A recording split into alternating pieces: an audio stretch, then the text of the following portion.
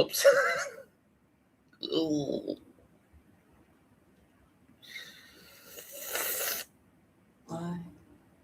Not a good look. Not a good look. Caught unprepared. Caught off guard. Unprepared and off guard. At least my lighting. At least my lighting's right. I'm live. Still alive. Still very live. Still alive. Look at my sword. You're watching No Picture of the Bird, a podcast by Mr. Tapscott. I'm Mr. Tapscott. That's right. How we doing over there? Not too good. Oh. Good times. Great rock and roll. SAFM. The Black Thunders that are coming to an area near you.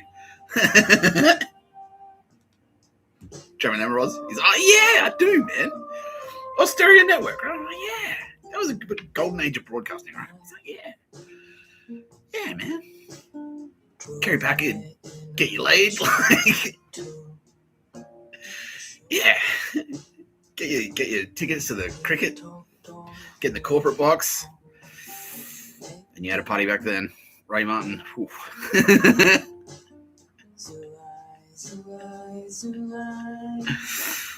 Yeah. Oh, yeah. In the booth, we've got Sylvia Jeffries. SJ.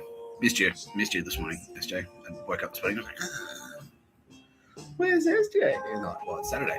Oh, yeah. But that's okay. I'm sure wherever you are, your hair looks lovely. And there's probably a couple of magic tricks floating around. He's like, yeah, actually, yeah. Yeah.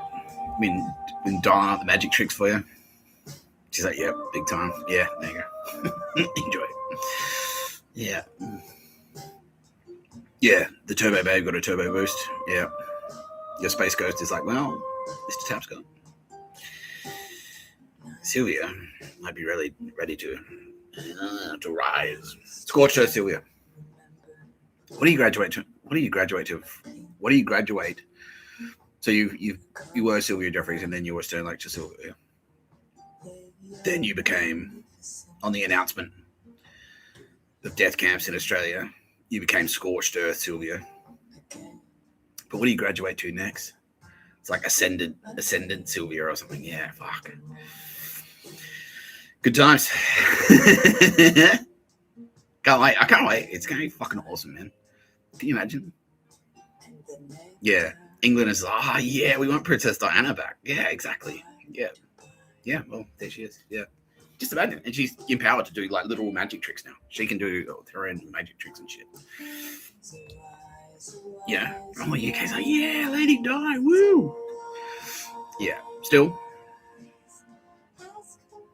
not as lovely as Roz. The loveliest one. Loveliest. How are you, Roz?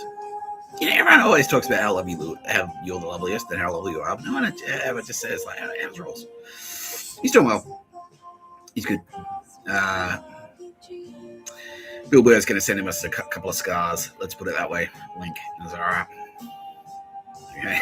I think I know what that wink means. Yeah. It means what you think it means. And all you fucking Nazis. Yeah, this is what I was talking right now. All you fucking Nazis out there. It's exactly what it means, bitch.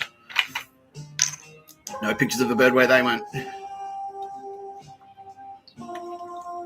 No pictures of a bird where they went. Brought to you by Waterford. Fuck you, says Waterford. Yeah.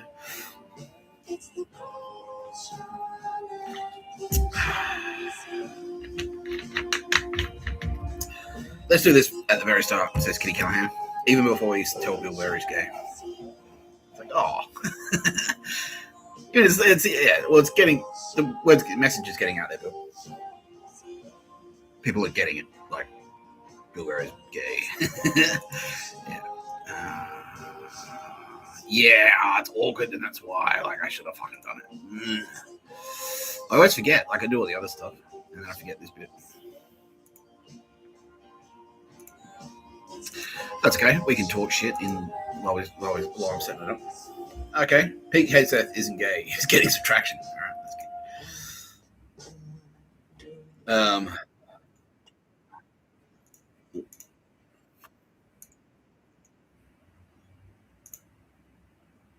Whatever. No, I wouldn't get a copyright strike. No, you could do that. I could do that. Good night. Yeah.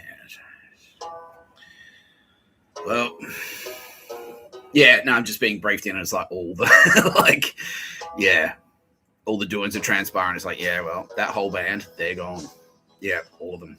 Like, yeah, well, suck shit. Suck shit. Kitty Callahan, suck shit to those faggots. Represented here by this Grand Island Cup. Don't forget they murdered fucking penguins. The subject of today's video was actually not murdered.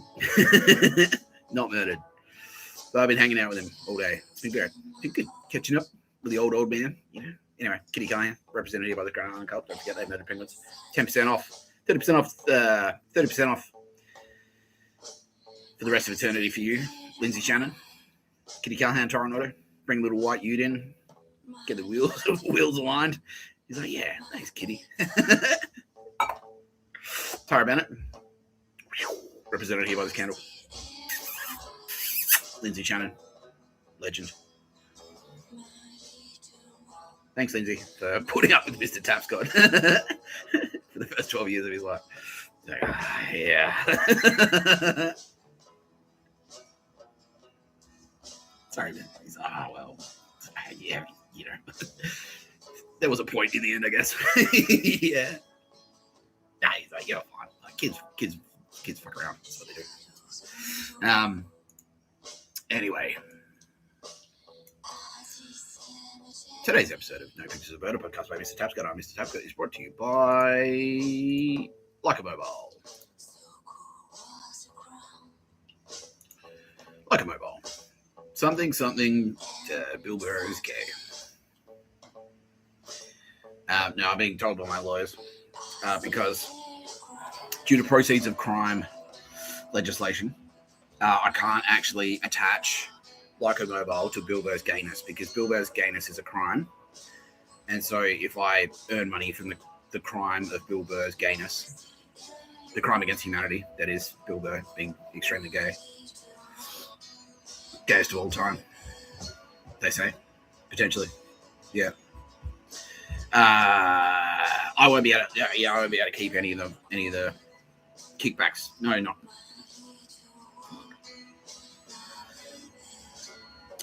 It's not.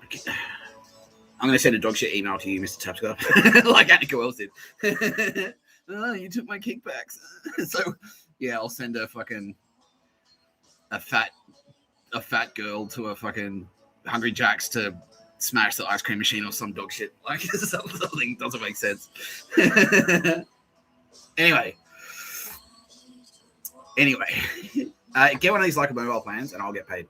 And, you know, if you haven't figured it out by now, this whole thing, I'm in it for the money. Yeah. I did the jail time. I was a homeless guy. I was on the streets of Perth and I slept in an airport. All of that, I was doing it just for the money. Because, you know, I knew that in the long run, I could monetize being a homeless guy. Who slept at the airport and went to jail. It's like, yeah, cool. True crime, that's a thing. Yeah. Anyway. Yeah. So, yeah, help me sell out, please. I command you to help me sell out. As my servants, I command you to buy Like a Mobile Sims.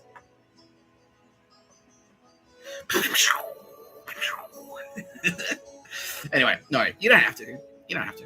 I'm just saying, like, Telstra, Optus, Vodafone, dog shit. They're all dog shit, right?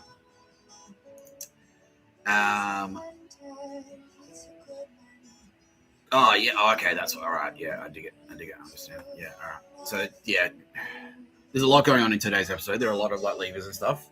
It's going to be a big episode, basically, and I'm doing it with only one flavor of. I've only got 1.5 bottles of Waterfords. and no other bottles. So, wish me luck, peeps. Wish me luck. Anyway. Yeah, look, if you're one of those people, if you've got like good Wi-Fi in your house and you just want access, you just want a phone that works, you just want messaging, you just want calls, $8 for a month, $8 for 28 days. Done. That's it. $8. You buy your phone outright. You buy your handset outright. This one cost me about $100. It does. It's perfect. It does everything I need it to do. That's it. It works. Google. It's a Google. Like, fuck this Apple shit.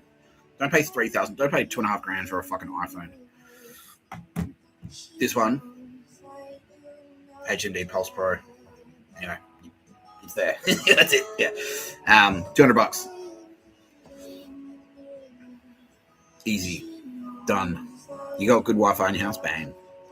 And then, like, even if you just get the fucking, $10 for 35 gig, 80 gig for $15. So even if you don't have good Wi-Fi in your house, that should do you for up to 28 days.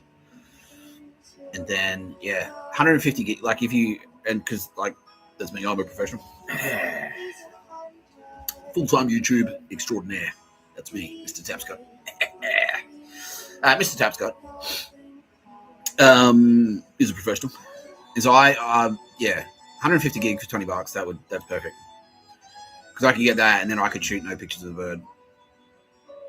Like, I could shoot easily, do like 10, 15 episodes of no pictures of a bird with that. Yep. And that means, so if you just want to, like, if you just want to watch, like, casually watch an episode of pictures of a bird on your way to wherever, to do whatever, your action report update from Mr. Tapscott on how the war against Nazis is tracking. Headline. Pretty fucking good so far. Anyway. I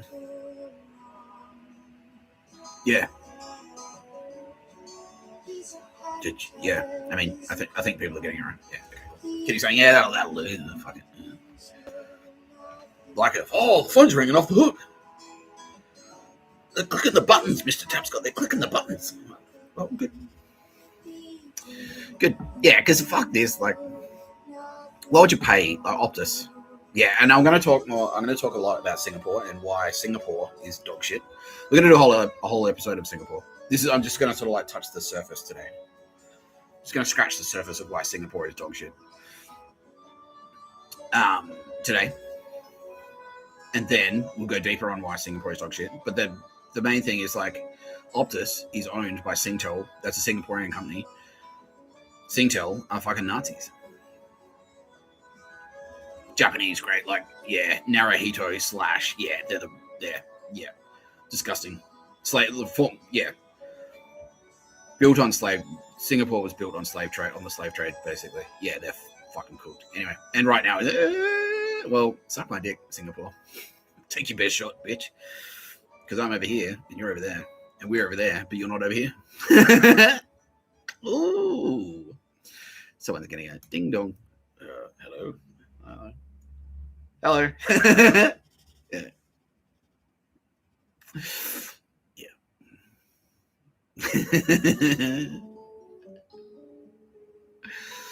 Yeah. Anyway, you're watching No Pictures of Bird, a podcast by Mr. Tapscott. I'm Mr. Tapscott. So that's what we're talking about. We're talking about Lindsay Shannon, the ANZAC legend. That's the foundation of this episode. So we're going to do a profile on my grandfather, Leah Tapscott's father. And he's like, straight off the bat, he's like, I don't know what the fuck went wrong. That whole thing was cool. Yeah.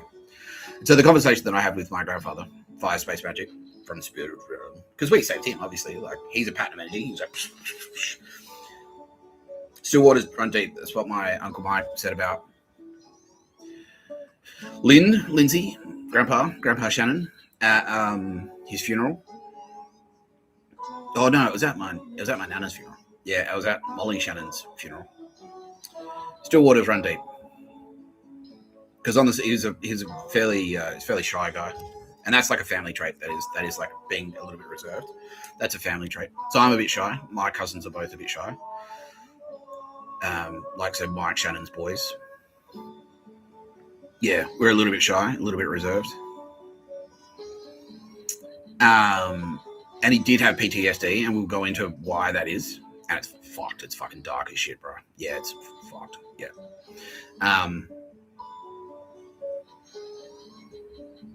Yeah. Anyway. Yeah, that's the conversation that we have. He's like, what the fuck happened there? Like, I'm sorry. It's like, I fucked something up. It's like, nah, it's not your fault, man. It's not. It's free. It's free will. It's on them. Yeah. They were adult. When they made their choices, they were adults. That's on them. It's not on you. It's on them. They made those choices. And I've got the same Stern lecture for Chris and Lee Tapscott, who can't hear me because they've been deleted. They're not. We haven't saved those patterns of energy. And that is there are countless options in front of you. Countless. Yet you chose, instead of doing anything else, you had everything handed to you. As far as like fucking, you got dealt a deck of cards. You got dealt a hand of cards that's like fucking, you got dealt a full house on the flop. That's what you got. And you fucked it up. You still fucked it up. Like, born at Victor Harbor, baby boomers, like straight after the war, in peacetime, after a period of like 50 years of like horrific warfare. Too young for Vietnam. Yeah, too young to go to Vietnam, so you missed that draft as well.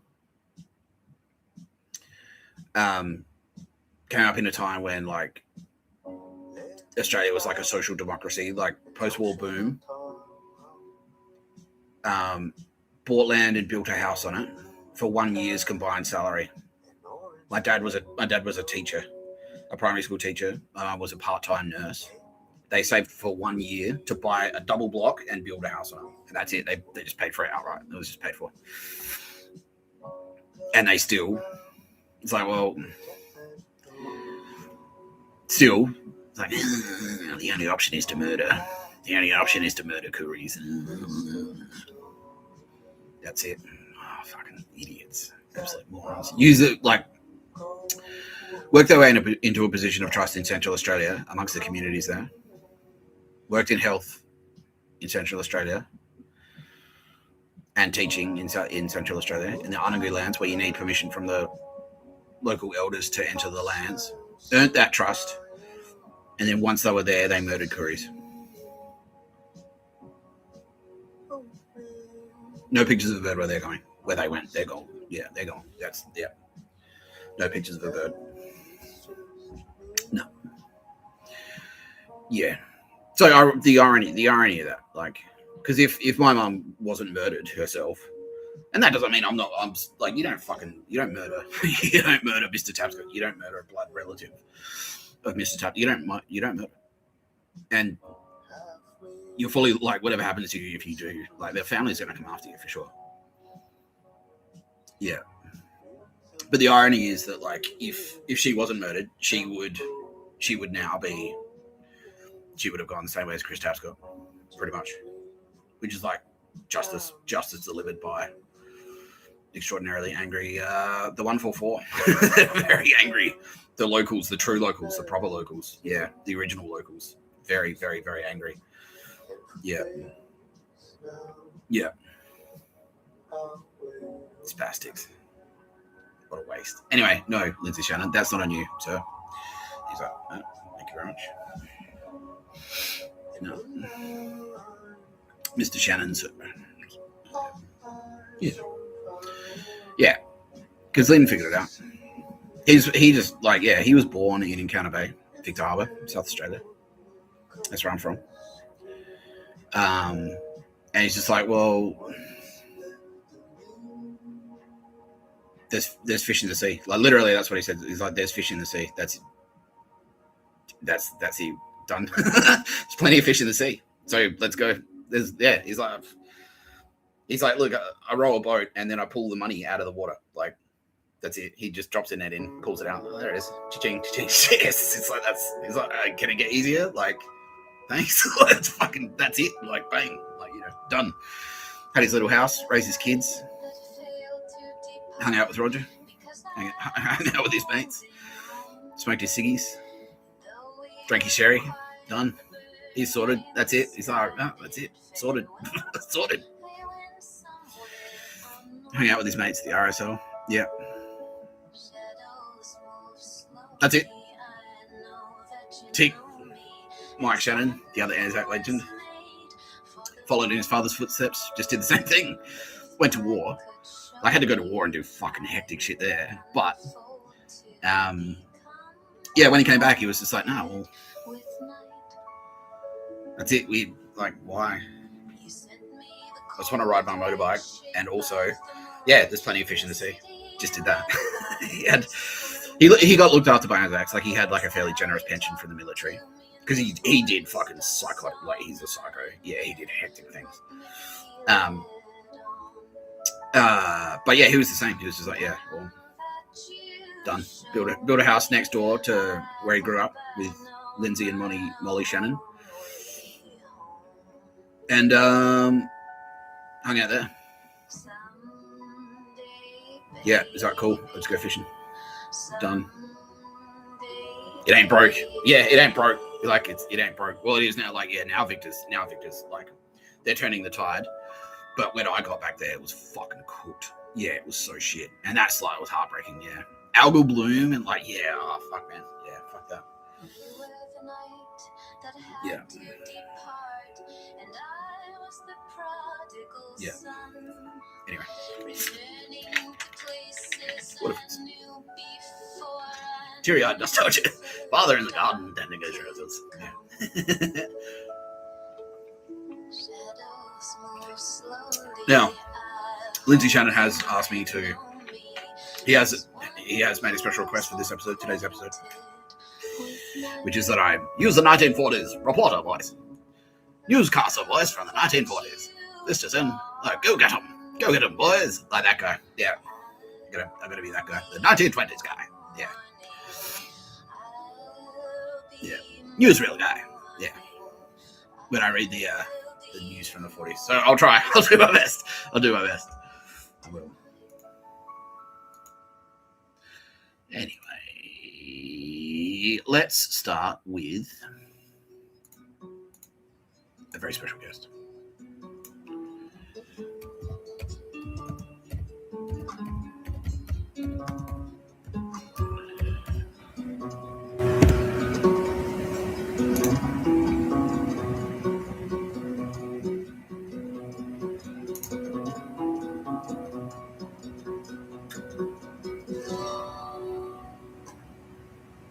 I'm off the back, jumping over the gate.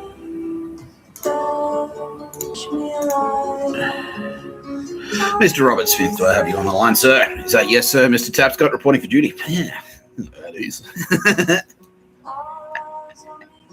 No, actually, what's the opposite? Like, be more at attention. Oh, god damn it. Yeah. Yeah, that's it. How are you, mate? How are you? So yeah. Vindicated, right? Because you had to go through some dog shit yourself, right? Yeah. You had to, because Ben had to play the long game. So, for our international audience, Ben Robert Smith, he had to use a similar strategy to Mr. Tapscott, where he had to pretend to be a fuck up. Yeah, pretend. And so we had to cook up this whole thing because he's like a fearsome warrior. He is. He's like he's 6'5" or something. He's 6'5", SAS, badass, like fucking hectic, like soldier. People are saying like possibly the best soldier in history. And so we had to make it look. So we always knew that if it ever kicked off again, which there was always a very good, strong possibility of that happening, he would be a target. So we had to make it. Now Millie, are you? Yeah, Millie. Amelia Grace Crawford is now saying, represented here by this green notebook, Mr. Robert Smith. Yeah, Millie loves your work. Yeah. So thank you, Ben. She wrote the plan. Yeah, because that's okay. So it's a Millie strategy. It's an Amelia Grace Crawford strategy. So thank you, Mr. Smith, for being super patient. And yeah, like you hated it as much as Mr. Tapscott did because you had to pretend to be a loser, and that's so counterintuitive. Yeah, because you're the same as Mr. Tapscott. You're like, well, why can't we just fight him? And you're like, yeah, it's like, patience, my friend. Yeah. Okay, so thank you for bearing with us. Yeah, thanks, man. Thanks, Millie. Yeah, for nothing. I went to jail. Yeah, she's like, yeah, well, suck shit, bitch. But that's Millie. She knows how to win. She's a smart lady. Yeah, I trust her. Yeah.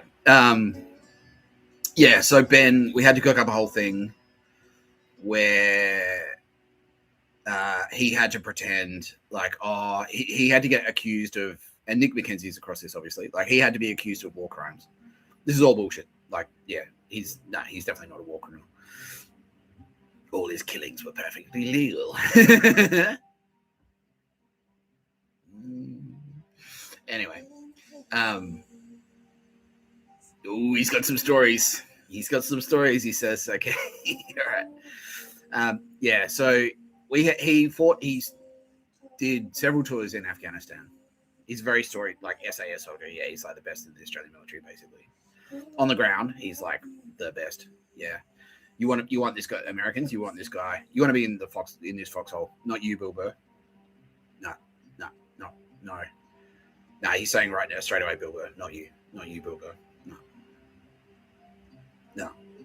Guys like you, yeah, because you attract too much attention. You're too flamboyant. He's saying. He's like, you're too flamboyant, Bill. Yeah, like this thing. Yeah, no, you can't. He's trying to be all like, and you're there like, oh, what's the deal with dump drag peanuts, like that type of thing. Yeah, so he's like, no, not you, Bill Burr. Not you. Like, oh, well, for the record, Robert Smith, I wasn't fantasizing about that anyway. Yeah. He said he's got a little G.I. Joe of you, Ben Robert Smith, that he's written. He's got a little tag that says Ben Robert Smith, and it's like, hey, Ben, how are you?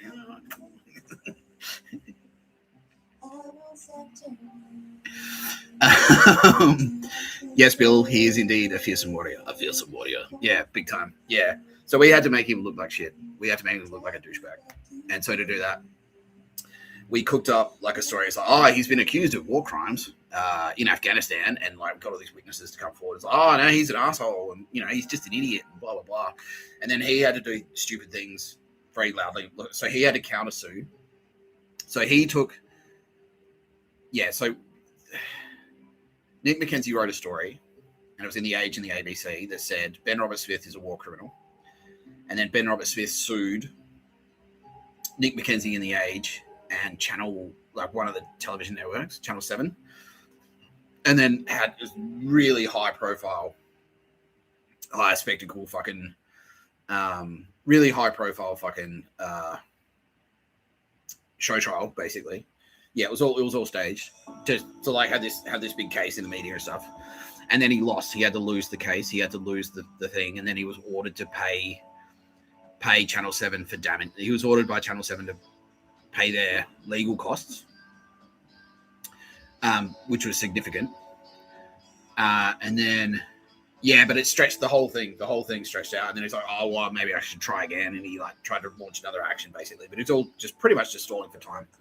And it was all to trick Nazis into thinking that he's an idiot, when in fact, it's the other way around. You are the idiots, Nazis. Mm-hmm. It's like shit. Yeah. He didn't do the tongue thing, though. That's what I did. Yeah. No, because he is, in actual fact, really fucking cool guy.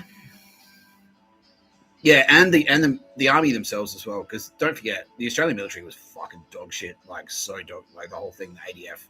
It's like 80% of the ADF are now, like, no pictures of a bird where they went, like, they're gone. Yeah. The Nazis were planning to use our own military to overthrow our own government. Yeah. Unbelievable. None of them bothered to read the Constitution that says the military works for the Governor General. Governor General works for the King. It's like, no, whatever. It's just a technicality. It's like, not really. Not really. Yeah. Anyway. So, now that I've been speaking over you for 10 minutes now, Mr. Robert Smith, how are you? He's like, yeah, I'm good, man. But thank you. That's a good intro. Yeah, I like it. Yeah. Because, that's true. That's what happened. And he heard about my trials as well. And he's like, yeah, no, that's pretty tough. Like, you had to go to jail and shit. That sucks. He heard I got punched a couple of times. Yeah, but sorry. I just look at it like I didn't get injured. Like, it wasn't like an injury or anything. Like, I didn't lose any teeth or break any bones or anything like that. I just got like, it just sort of rattled me. He's like, did you use your space magic to protect yourself? And I'm like, yeah, I kind of did. Yeah, I did. I did, basically. Yeah, Tara Bennett gave me strength of a bear to, like, withstand the blows and stuff. But yeah, like, it still sucks. Like, you don't want it. Yeah, it's like, he's saying, like, it's like getting shot with a bulletproof vest. It's like, yeah, yes, the vest will protect you, but you don't want it. You don't want to get shot with a bulletproof vest on you. It fucking sucks. Like, yeah, exactly, bro. Yeah. Or blast, concussion. Yeah, exactly. Yeah, because it's like, fuck. Like, you still get all the stress enzymes. Like, it's still fucking stressful. Like, it'll give you a bit of trauma. Like, fuck, I get smashed by this guy again. You know what I mean? Like, but the way I kind of look at it is like, well, it's just like, it's like if I was playing footy, like if I was playing like NRL, like I didn't get hit harder than a regular NRL player would get hit. Like, it's like they get knocked around, It's like, whatever. I just sort of like, oh, I'm just a footy player. Like, that's what it is. Like, they get fucking, yeah. Yeah, he's like, yeah, that's probably healthy. Because I mean, like, surely in training and stuff, if you're in the military, and because that's what I signed up for. It's like, well, I'm in the military. Like, when do I do the rope thing in the wall and I have to climb up? And then some guy yells at me, he's like, you're a shit, you're a maggot, and I have to do push-ups. And then I throw up, and then there's a weak guy in the unit, and he turns out to be crazy. You know what I mean? Like, he's like, yeah. Like, and surely when you're doing that stuff, you got to crawl under the barbed wire, and like you get all scratches and shit. Surely when you're doing that type of training, like you get, like, it's not easy, right? Like, yeah, you get like bumps and cuts and bruises and stuff. He's like, yeah. So yeah, that's just how I looked at it. It's like, oh, it's what I signed up for, basically. Yeah. He's like, yeah. Don't worry, son. We'll get you a gun soon enough. So, thank you, Mr. Robert Smith. So, I appreciate that. Yeah, I appreciate that.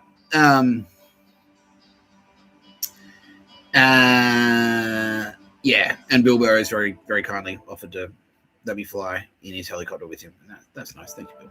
I appreciate that. I'm not even going to say you're gay this time. I'm not. Not even thinking about it, am I? Neither is thinking right now that Bill Burrows is extremely gay. We don't, Bill. That's not. No. Not even thinking about saying it. I'm not.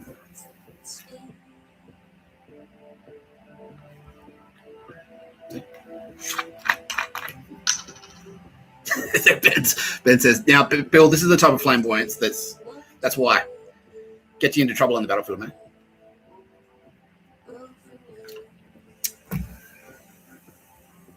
It's like, oh, yeah.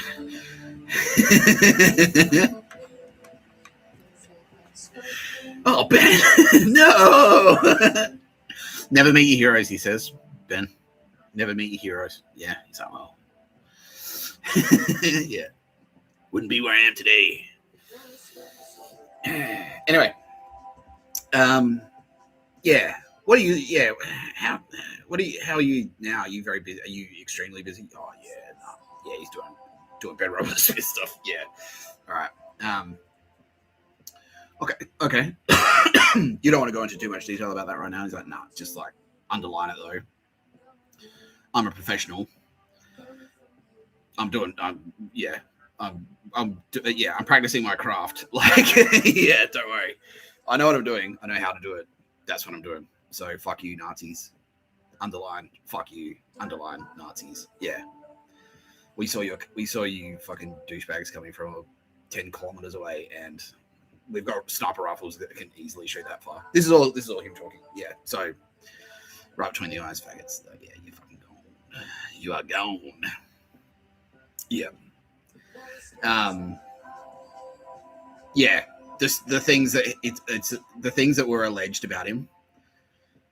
That's like 1% of what he's actually capable of. Basically, he's like, you fucking cunts come here, murder fucking penguins. Specifically, it's like you cunts fucking come over here and murdered penguins. Like, you killed Warnie, you killed Daz, you burned down the bush, you took 60,000 koalas. You're fucked. Like, you're fucking dead. That's just one of those on its own, and he'd like, yeah, no, that's it. Just one.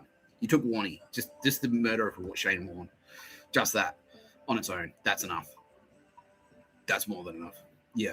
But you've rounding up couriers into death camps, like, no quarter. Nah, fuck you. Like, nah. Yeah. No pictures of a bird where you're going. Do you know what a blood eagle is, Ben? He's like, oh, yeah, you heard about that. Yeah. It's the world's most terrifying picture of a bird. Yeah, that's right. That was us. Yeah. Yeah. That was a space magic. That's a wink. Yeah. It's like, yeah. And the Onion discovered it. And that's when the Onion, in like the satirical newspaper in America, they thought, oh, it's just an internet thing. Haha, jokes. And then they discovered, and then they went, wait a minute. And someone figured out the picture of the blood eagle. Because they were like rewatching. It's like, oh, Vikings, maybe that's relevant here. And they're rewatching it. And they're just like, oh, the blood eagle. They watched the blood eagle episode. It's like, wait, isn't that a picture of a bird? Oh, fuck. And then they go like, well, what did you think this was? What did you think this was, Onion? Yeah. What did you think? Oh, yeah, grow the fuck up and quickly. Yeah, and they did. Yeah, because they got briefed in. It's like they were planning to come in and like take you out. They were going to murder you all, basically. Like, oh, fuck that. Click, click. Yeah, yeah, yeah. All right. Are you looking after yourself though, Ben? Like, you make sure. Yeah, he's like, nah, don't worry. He's at his peak. Yeah, he's at peak performance. And are you working quite closely with King Charles himself, and also Pete Hegseth, and also Donald Trump, and fantastic. And they're all like, yeah, it's like the dream team, basically. Yeah, he's never felt more supported. Yeah, more empowered to do what needs to be done, basically. Yeah. Oh, well, that's great news, man. That's great news. Fantastic. You can't wait to have a beer. Yeah, cold schooner at Bondi, right? Yeah, North Bondi RSL. That was so dog shit. Like, because when I went for a swim, and I just went to North Bondi, and that was quite dreamy and idyllic. And I just jumped off the rocks, and then I went back a week later, and I went the other way. I went south, and I walked around to Tamarama, and like it was just fucking trash, bro. Like, they fucking blocked off footpaths. They're like, oh, we're just doing maintenance. Like, oh, yeah, in the peak summer, right? Like, yeah, blocking off footpaths and shit. Making you walk up, like, steep staircases and stuff. And then getting around to Bronte and seeing what they'd done to Bronte. And even just the fact that they've let the lawn... They stopped watering the lawn just on purpose, just so the lawn dies. And it's like, it's not lush grass anymore. And now it's just dirt. Yeah. Dust. Swarm. Yeah. And just that on its own. And that fuckstick, by the way, he was in that video. No pictures of a bird where he went. No pictures. No birds. No pictures of a bird. Probably a couple of crabs, I think. Yeah. There might be some crabs down there, but no pictures of a bird where he went. Yeah. Well, he can't wait to see me around. Yeah, me too, man. Yeah, I mean, I can't wait to see me. Yeah, yeah. Yeah, we do. We've got to get a beer. Yeah, when this is all over, yeah, we'll reopen the cross. The cross will be like another. It'll be the hub, basically. Yeah, it'll be the fucking veterans hub again. Because that's originally what it was, right? It was like the red light district for World War II soldiers and stuff. Yeah. Okay, aside from that, yeah, loving the ride. Thank you, Mr. Tapscott. And he means that Mr. Tapscott is the son of man, and thank you for setting up the universe. So, that's all right, Ben. Thanks, man. I appreciate that. I do. I really do. Tara Bennett says, Ben Robert Smith, you are a fearsome warrior. You are a fierce warrior, but you, much like Chris Cappy, you have the balance where you know how to you can be a fierce warrior by day, and then at night you can be a loving family man, and that's very important. So you're a role model for maintaining mental, physical, and emotional balance. Very good. And Kitty Callahan says, "Yeah, man, you rule basically." She's been watching you your whole career, and you don't skip a beat, and you give it 100 billion% every time. So you're like the Zach Bagans of the SAS. So Zach Bagans is like the best ghost guy in the world ever. You're the best SAS guy in the world ever. And so from Kitty Callahan, 30% off for life for you, Ben Robert Smith, my friend. Get yourself down to Essendon Fields, Melbourne, Victoria. Get yourself a 16-point safety check service and wheel alignment. 30% off for life, Ben Robert Smith. Tell him Nick sent you. Thanks, Bill. You're watching No Pictures of Birdo podcast by Mr. Tapscott. I'm Mr. Tapscott. Signing off, he says, all right, over and out. Yeah, back to it. Back to it, soldier. Yeah, get stuck in. Fuck you, Nazis. One Nazi is too many, he says, and I couldn't agree more. I could not agree more. Okay. Roz was like, hey, man, do you want to just do some questions and shit? Yeah. I didn't line up any dog shit to slam today. Should we slam some dog shit? All right, let's just do like 9 minutes, a couple of quick questions, and then we'll slam some dog shit. How are you, Mr. Tapscott? Yeah, I'm good. Yeah, I am meeting the Mr. Tapscott minimum, which is a roof over the head, the internet, and also food in the fridge. That's the Mr. Tapscott minimum. The new minimum, will also involve me having regular physical contact with earthly Tarabanna. But for now, the Mr. Tapscott minimum is being met. So that's fine. So I'm good, thanks. Yeah. All right. Because I think the hard part of my effort is over. Yeah, and so now we're going downhill from here. Yeah, for me at least. Yeah, for me at least. Yeah. Yeah. So thank you for your question, madam. Are you planning on coming to church soon? I'm being told next year, probably this time next year. Yeah, because unfortunately we're in the middle of. Yeah, and it's for everyone else's safety. It's not even so much for my safety. It's for everyone else's safety. Because if I turn up to a church and then you turn up to a church, the bad guys will do what I do, what we do, what my son do, and I'm just going, okay. Oh, see you later. Yeah, and that's what they do.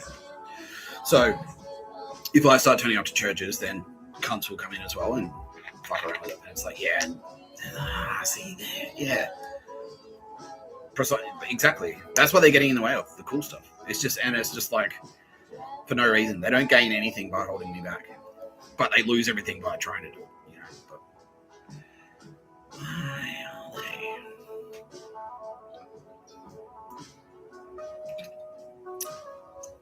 Any big names who have gone down recently? Well, yep, okay. Bill has cleared it. Sarah Silverman has gone up, unfortunately. Attempted to play both sides of the fence. And also was connected to one murder in particular. And that was the murder of Patrice O'Neill.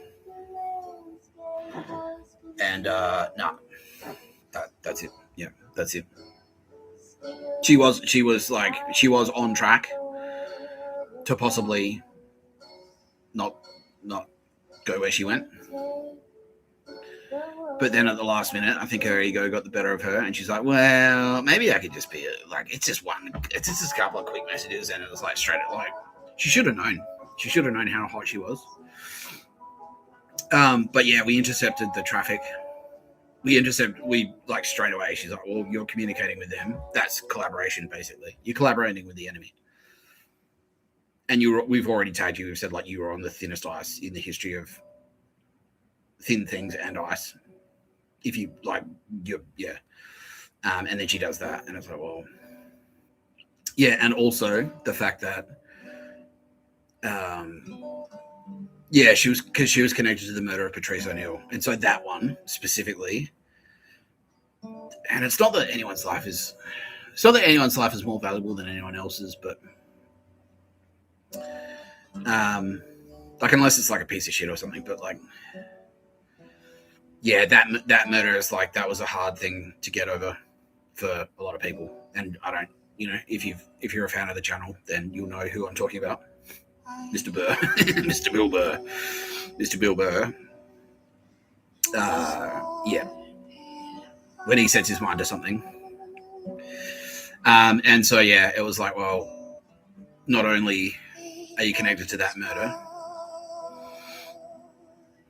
not only are you duplicitous and you're insulting our intelligence by trying to play both sides of the fence, and not only are you callous enough to assume that we wouldn't, obviously, again, like I'm repeating myself, but like we're monitoring, like we've called you out publicly.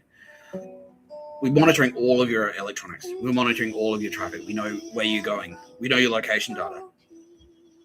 And this isn't just true. This isn't just me, our team being creepy. Everyone should assume this all the time. If you've got a phone in your pocket and you walk around, you should assume that everyone knows where you are, what you're doing, who you're talking to, what you say to them. It's easy. Yeah, and so it was like cowboy artist, I think, like, but she tried to like, she was like, and even, and she was saying things like, oh, look, I'll just, when the heat cools down, I'll come back to you guys. So she was going to come in, say whatever she needed to say to get her off the hook, and then just go back to like fucking up in exactly the same way. And it's like, well, no, that's not an option. That's not an option. Yeah. Yeah. And so, because we were like, Bill's like, oh, fuck. And we were kind of like, hold it, like, well, let's see how it plays out, Bill. And then it's like, well, okay. Yeah, it's like that scene at the end of fucking Carlito's Way, where, Al Pacino doesn't kill Sean Penn. He just like takes the bullets out of his gun. And then on the way out, he's just like, well, adios, counselor. And that's basically all. That's basically what we did. So, all right, we'll stop protecting you. Fine. And then the universe corrected itself, And certain people were repaid 3 silver in blood. Yeah. Underline the blood.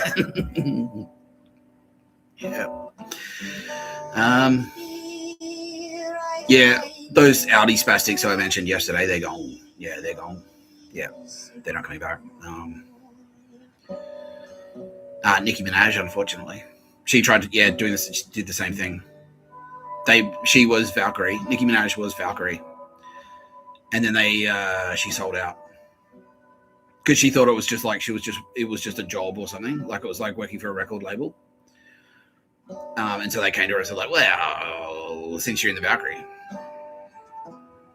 how would you like to like set up a rival, a competing Valkyrie, and you can be the boss of that? You don't have to answer to like Nina Trefcore.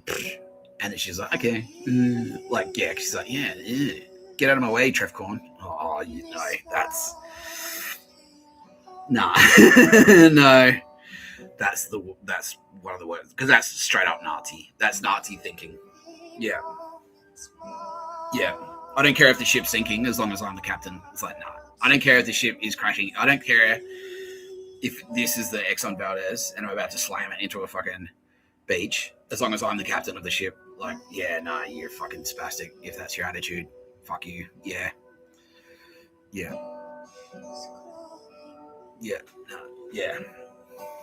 So, Nicki Minaj, goodbye. Yeah.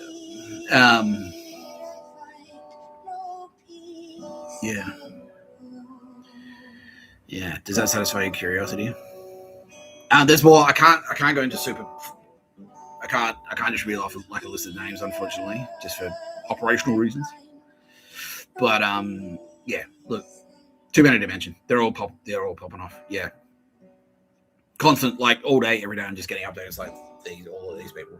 Yeah, like these bands, this band, that movie, all of that. Everyone that worked on this TV show, everyone that worked at this company, like everyone connected to that commercial.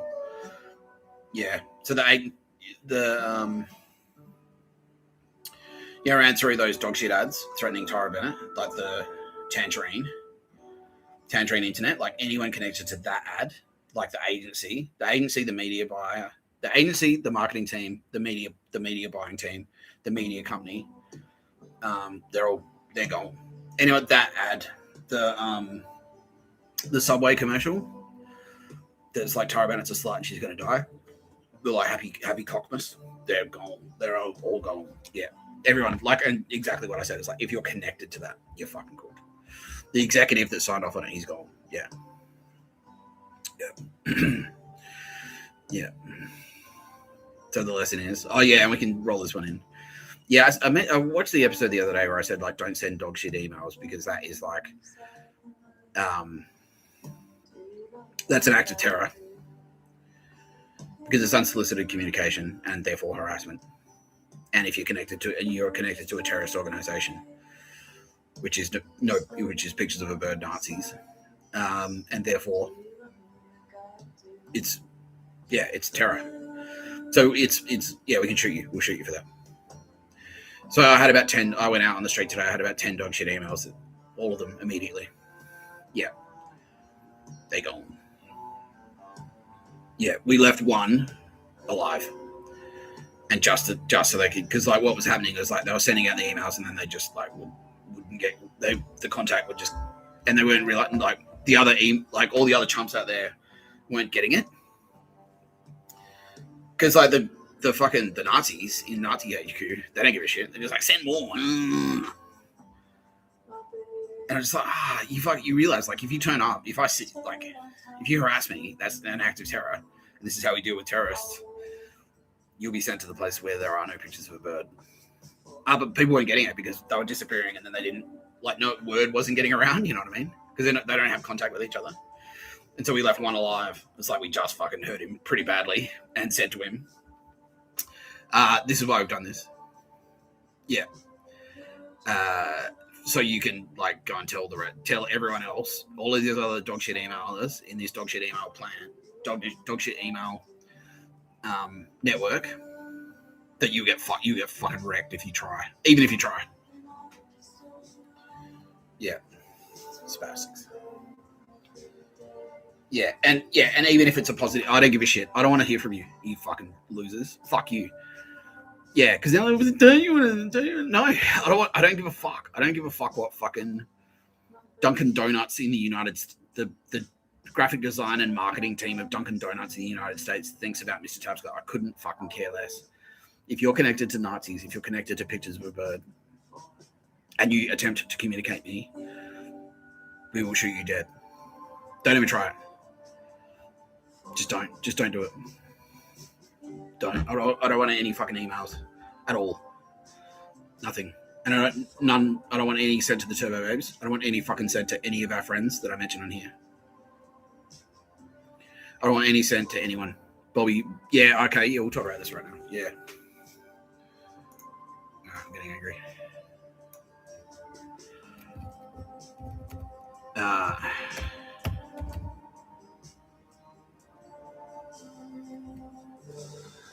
That's nice name. Oh, that's it. Yeah, because that's what happened. Like they've started, like the Yakuza did this. It's like, oh, you defeated us, and then they start sending people in. Go like some guy today who's gone now. It was a Yakuza goon wearing a tank, like, and he was like near me, going, and he had a t-shirt on with defeated. It's like, bro, like. You don't get it. I don't want to talk to you. No, it's not. We never had like a contest. It's not like a fun game that we had. It was like, you're a Nazi. You tried to take over Australia and round Kuris up into death camps and slaughter them. I'm not interested in your fucking opinion on anything. I don't want to hear from you. I don't want to see you. I don't want to know you. Just fuck off. Just fuck off. All right? Just fuck off. That's it. Yeah. So good or bad, just don't do it. You fucking spastics. Now, that leads me into my next point. And thank you for asking me that, because now I was this guy. So, Hour of Power. So many of you may remember the episode the other day where we said we spoke to Bobby Schuller. And Bobby Schuller is a cool guy.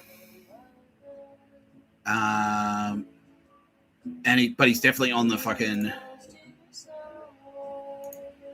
He's definitely on, like, he's definitely not. Yeah, let's just say that his brand is very different to my brand.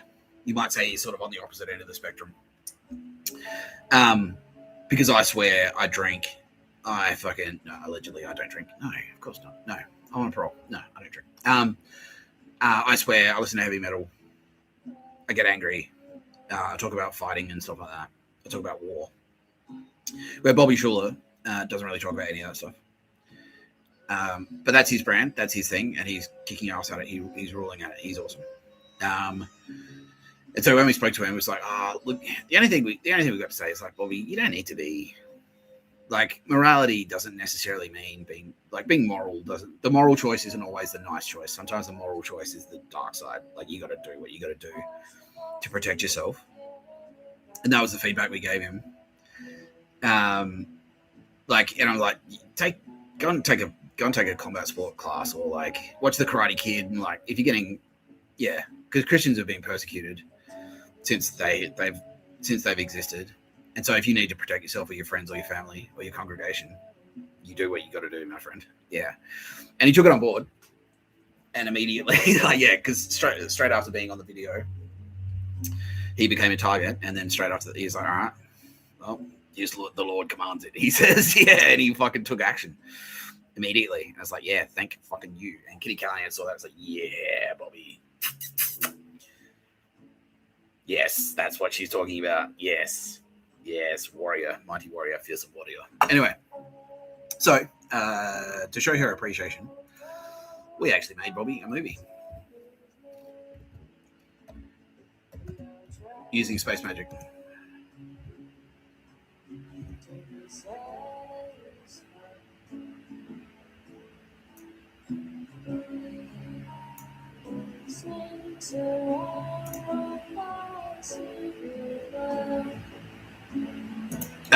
Because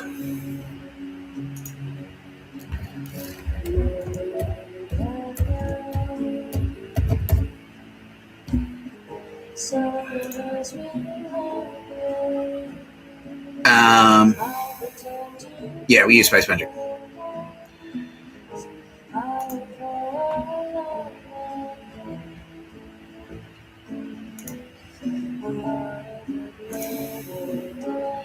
Yeah, so I said, like, all right, well, he's not nice guy Bobby anymore, is he? Now he is bad boy Bobby. And so we made him this. Bad boy Bobby. Yeah, so this is for you, Bobby Schuller. And he already knew that because he figured it out. Yeah, Kitty Callahan went like, that's you, Bobby. We made you a movie. And it's kind of dark and it's kind of fucked up.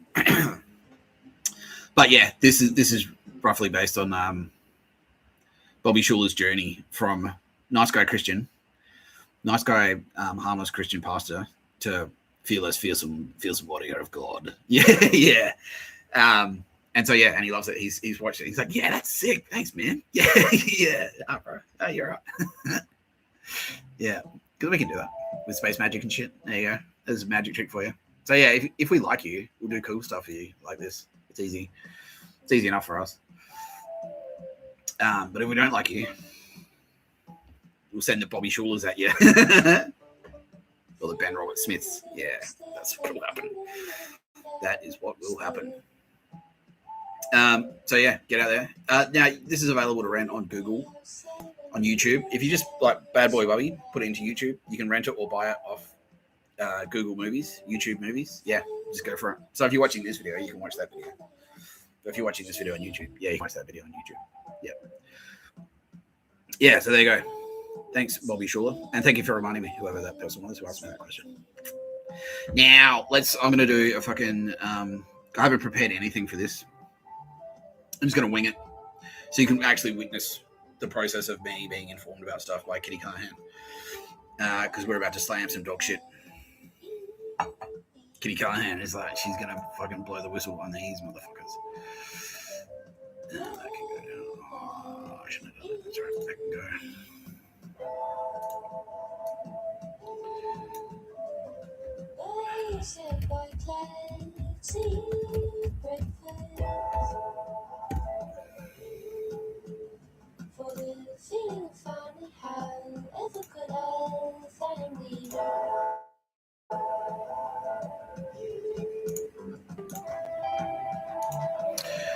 Stranger Things is Nazi dog shit. Absolute fucking dog shit. Absolute trash. Yeah. And now we're going to explain why with the help of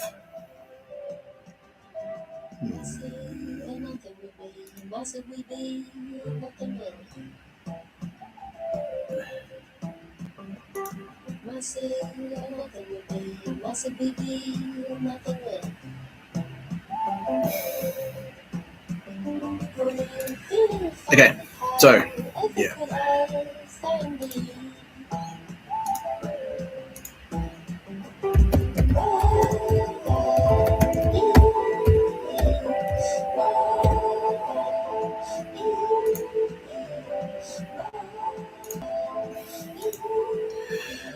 Ms. Bobby Brown, do I have you on the line? Yes, sir, Mr. Tapscott, loud and clear. How are you, Millie? That's fine. Oh, why don't no one smiles these days? There you go. That's a good one. Yeah, you're not looking at the camera, but that's okay. There's a better one. Yeah, that's perfect. There we go. Yeah, okay. Yeah, how are you, Millie? Great, thanks, Mr. Tapscott. Yeah, very relieved. Thank you for, literally saving me, because those guys are fucking cunts. Yeah, they are. They are indeed. They are indeed, Ms. Brown. They are indeed. Yeah, you cool, Millie. Thanks, Millie. So Millie Bobby Brown is on Stranger Things, which is a Netflix series. So Netflix, because there was like a spate. So while we were producing like pro Mr. Tapscott material, so what was happening in the background was that people like, because there's been like a fucking, this is what MK Ultra was about, because like people were reading the Bible and actually understanding what it meant, because there was some confusion. There was some confusion about whether like people thought that Jesus Christ was the Son of Man when actually he was talking about me. He's like, the Son of Man is coming. He was talking about me. The coolest one, of course, obviously. This guy. This is just a warm-up act. Anyway, oh,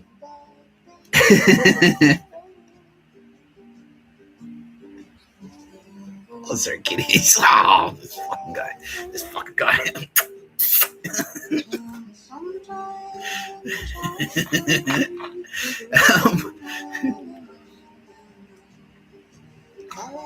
So what was happening in the background is that while most people were reading the Bible and getting it wrong and going like, okay, Jesus Christ is the Son of Man, and when he's saying like, oh, the Son of Man does this, the Son of Man does that, he's talking about himself in the third person, because she is one of those wankers. Oh, for fuck!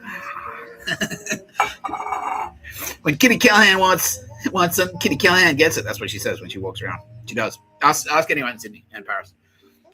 She walks into bars like, Kitty Callahan wants a martini. All right. Kitty Callahan wants a martini. Kitty Callahan gets a martini. Not eat daily. All right. Not eat daily. Yeah. No, she doesn't do that. She doesn't do that. She was talking about me. She was like, yeah, the Son of Man is coming. And so a lot of people were reading it and getting it wrong, but some people were reading it and getting it right. And they were kind of guessing. They're like, well, if this is true, and the Son of Man this is going to be another Jesus Christ popping up, we better keep our fucking eyes open, because if he can be turned, he could become a powerful ally. Yeah. So that's what MK Ultra was. They were like, well, just in case there's a Son of Man coming, we'll start trawling the population to see if we can like to see if we can like uncover him, and that's why they were like dosing people en masse with LSD and stuff like that. And getting Charles Manson to do retarded things. So they're trying to get it spark the fucking, because they're reading Book of Revelations and it's like, oh, all this shit will kick off. So they were trying to kick it off themselves to like spark the process.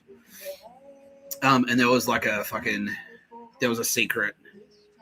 There was like a proportion of the population, and this is why I had to trick the Nazis into thinking I was pro pictures of a bird, because they thought their interpretation of the Book of Revelations and the Bible and the Son of Man, and he was going to arrive, and there was going to be a war.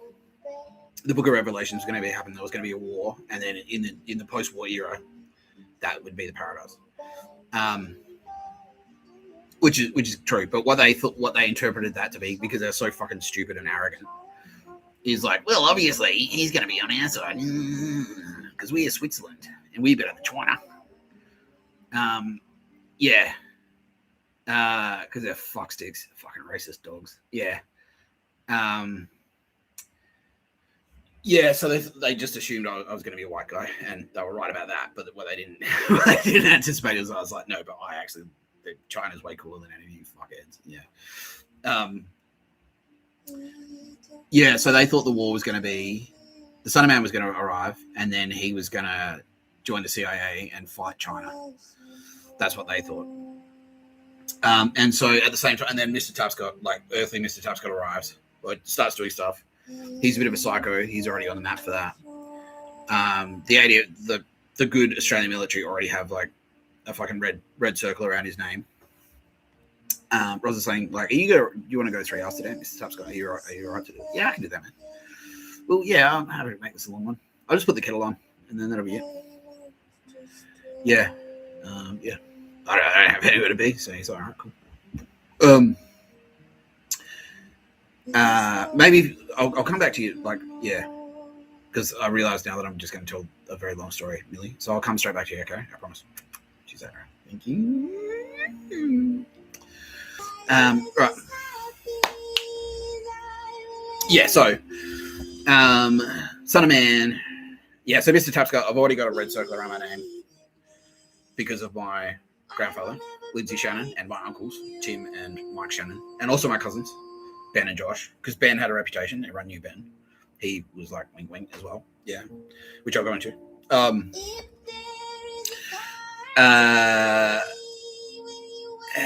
Yeah. So and kind of the Nazis were doing the same thing that we were doing, which is like, well, when it kicks off, if it kicks off again, who's going to be who, and who's going to be on whose team, and who's going to do what, and like who's going to that shit. Oh yeah, good. Oh fuck sticks. Yeah, okay, cool.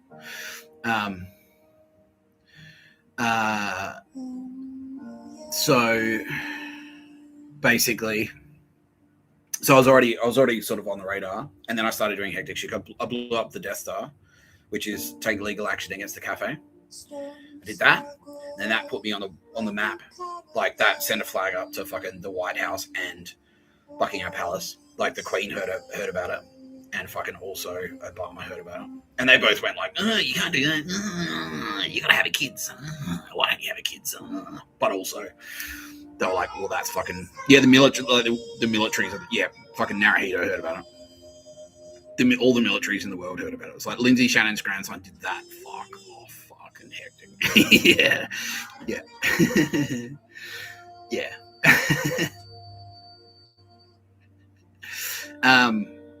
So I did that.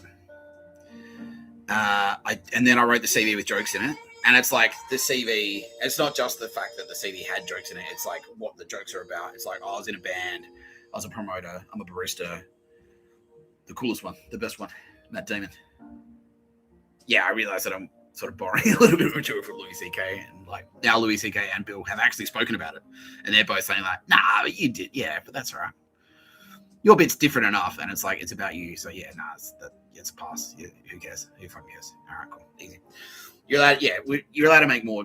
You're allowed to tell more than one guy is allowed to tell jokes about fucking that Good Will Hunting. All right, cool. Yeah, especially when it's the fucks yeah, that actually did what Louis C.K. was telling jokes about. Yeah, exactly. All right, just super quickly. So I had my things like, oh, Mr. Tap's got thrown it the fuck down because I'm like, by the way, you're Good Will Hunting. I'm telling myself this. It's like, did you write a movie where you're like the handsome genius? That's a bit gay, bro. I said that to myself. And then I was like, and I did a whole thing about it. I was like, oh yeah, just write a movie about myself where I'm a handsome, just rugged genius level intellect, but also very, very taunted and edgy, very deep, good at fighting. Women love him. Yeah, And then I was watching a Louis C.K. video today, and he said it's like Matt Damon wrote a movie about himself, starring himself, but he's like, I'm just going to write a movie where I'm a fucking handsome genius. I'm Matt Damon, Hollywood actor, and also a genius. And edgy and very cool. Yeah, can't be beaten in fights. Yeah. That is it's pretty similar. But I'm like, oh fuck it. Yeah. And everyone's like, oh fuck it, I guess. No. Yeah. So I've done that. I've blown up the Death Star. I wrote the CV with jokes in it, and it's not just the fact that it was a CV with jokes. It's like what it's like. I'm a barista, and I'm a barista. I studied copywriting, and fucking was in a band. And I traveled around a bit and blah blah blah. And so those buzz was kind of growing. And then I did the fucking Meredith dance floor thing, and then that's what, especially because of what I said about the Berlin techno connection, the Berlin Nazi techno crossover, because the Nazis were in that scene, like the literal Nazi party, SS Nazis were in there. And because that was part of their plot, they were sort of starting their fucking secret takeover. They were starting their secret takeover plot. And so I put myself on their map in a really big way by doing that techno dancing thing. And so then, yeah, so both sides, both the Nazis and the ANZACs and the good guys, they was like, oh, fuck, that guy. And so they're like, well, maybe he is. Maybe he is. And then also, and especially because of this, actually, Turbo Babes went, that's him. Like straight away, they went, that's him. That's Mr. Tapscott. And then Tara Bennett did like what Lady Jessica did in June, and she's going around like, hey, this Tapscott character, like secretly incognito, this Tapscott character. Maybe he's significant. Yeah, and Kitty Callahan went to King Charles and went like, this Tapscott character. He's, you might want to keep your eye on that one, Chuck. He's like, Kitty, please. It's Your Majesty, Prince Charles and Prince of Wales.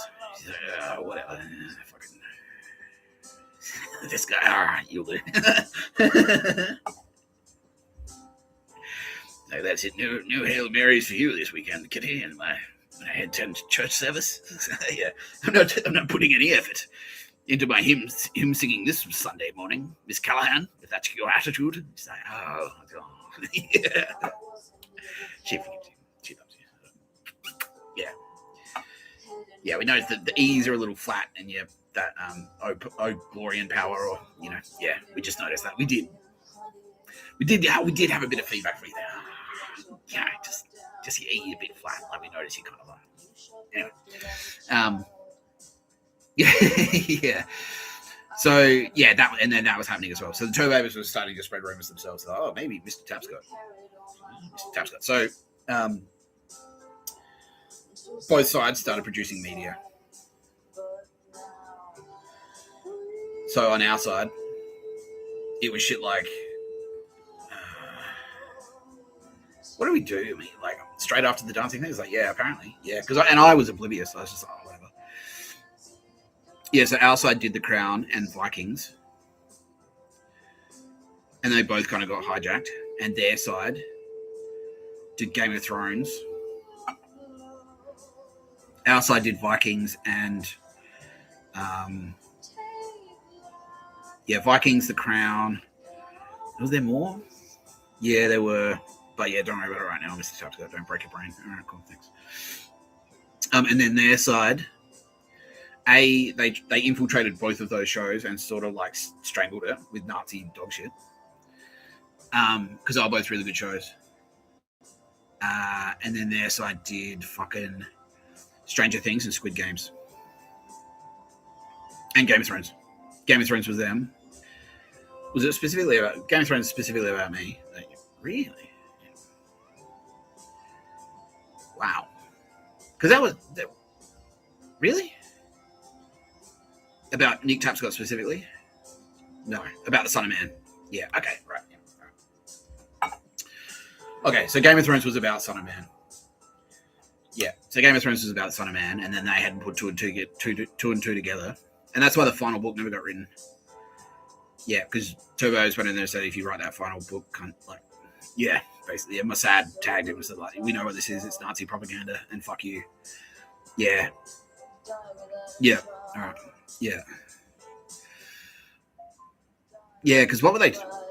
Yeah, we'll break down Game of Thrones. But anyway, Game of Thrones is dog shit. They all go. Game of Thrones dog shit.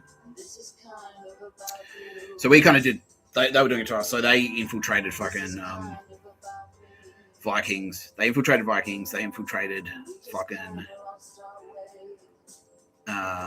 the Crown, and like just like did Nazi dog shit to us. Like rewrite this script, and like this actor's gonna be shit, and like make the lighting crap and stuff like that.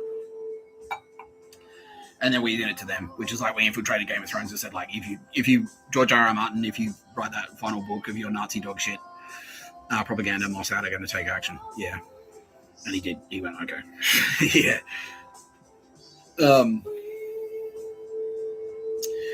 Yeah.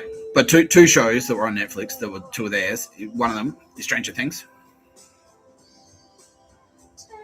Oh, and that The Last of Us, that's them as well. Yeah, The Last of Us, that's Nazi dog shit propaganda. Yeah. Anti-Son of Man. Anti-Mr. Tapscott propaganda. Yeah. So we've got, Stranger Things, and we'll focus on that today. We've got Squid Games, which is like horrifying. They basically wanted to make, they were like, their interpretation of the Son of Man was that the world would be Squid Games, where people would like live in jail and basically you'd compete for survival, and it would be like that green light game where you get like fucking shot dead if you fucked up. Yeah, that's what they thought I was going to do. I was going to facilitate that. Fuck you, Naruhito. No pictures of it where you ain't come. And anyway, Stranger Things was there, and that's what so Elle, the character played by this legend,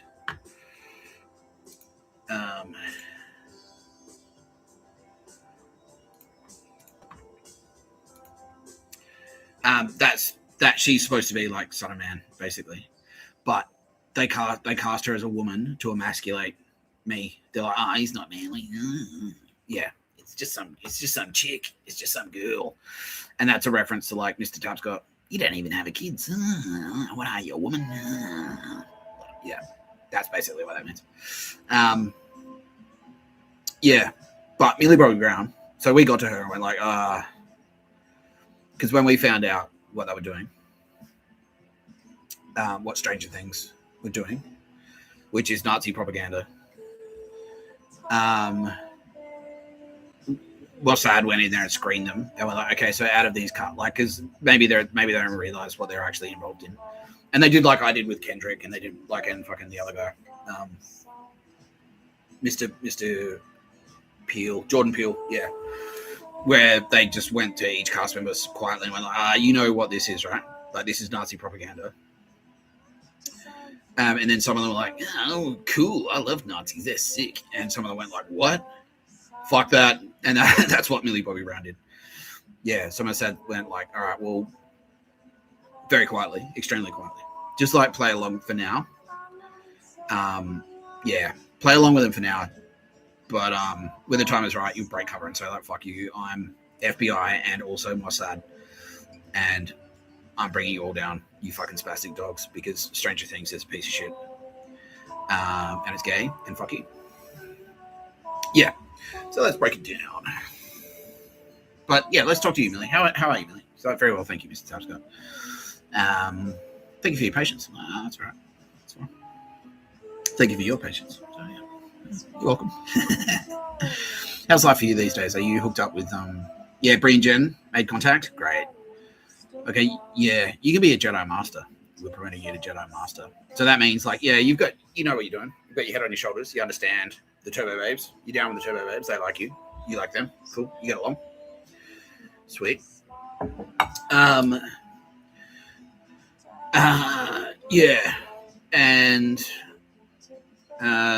yeah, and you've got a good judge of character, so we trust you to sort of like bring in other Jedis, basically. So if you see someone cool, if you like someone, if you've got that instinct about them, it's like they're cool, you can bring them on board, or just basically it just flags them to us, and then we come in and check them out. And if like, don't feel bad if it doesn't work out. That's on them. It's not on you. Because I do this all the fucking time, all the time. It's like, that guy's cool. It's like, oh no, he's not. Yeah. So don't worry about that. Nick Tapscott's being thirsty. Destroyed like Nazis by waterfalls.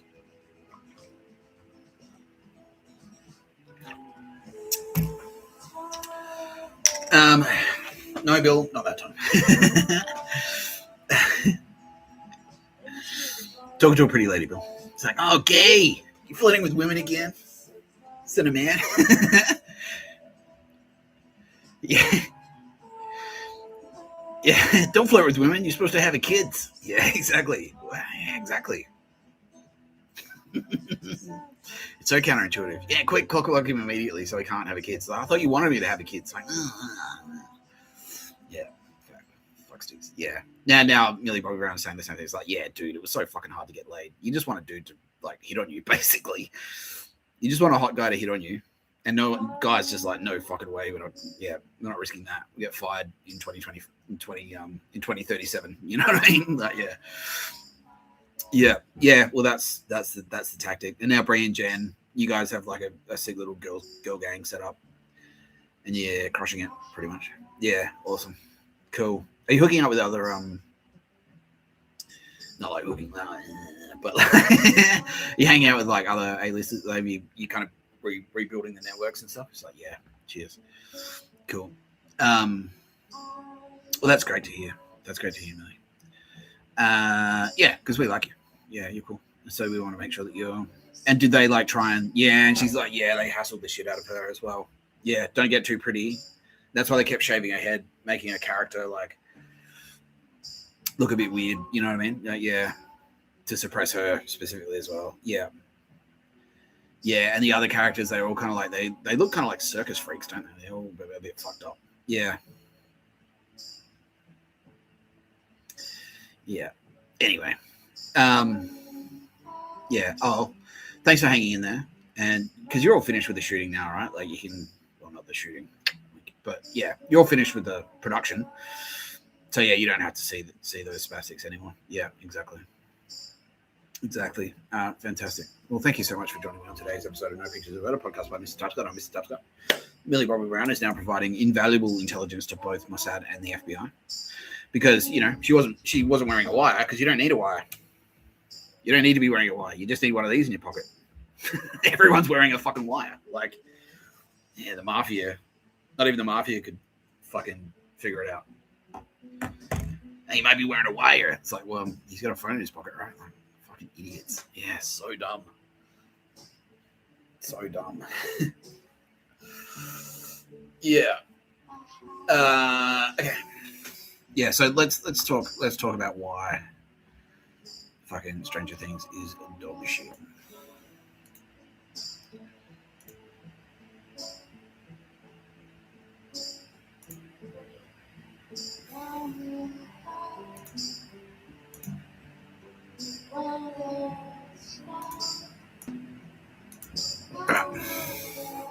So this is a character that's roughly supposed to be me.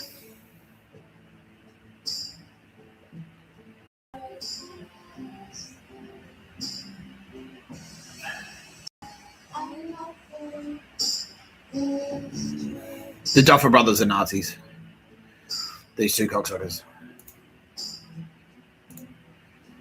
Yeah, these two douchetards are douchetards. Yeah, they're fucking full-blown Nazi. Card-carrying SS, those guys.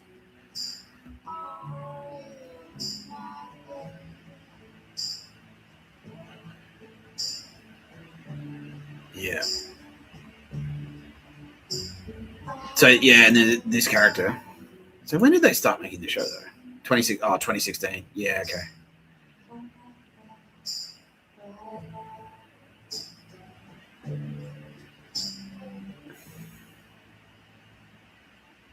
Yeah, there you go. Okay, so it's a front, yeah. So this is this is CIA propaganda. This is MK Ultra propaganda to say Mr. Tapscott is our technology. This is DARPA propaganda. Yeah, to say Mr.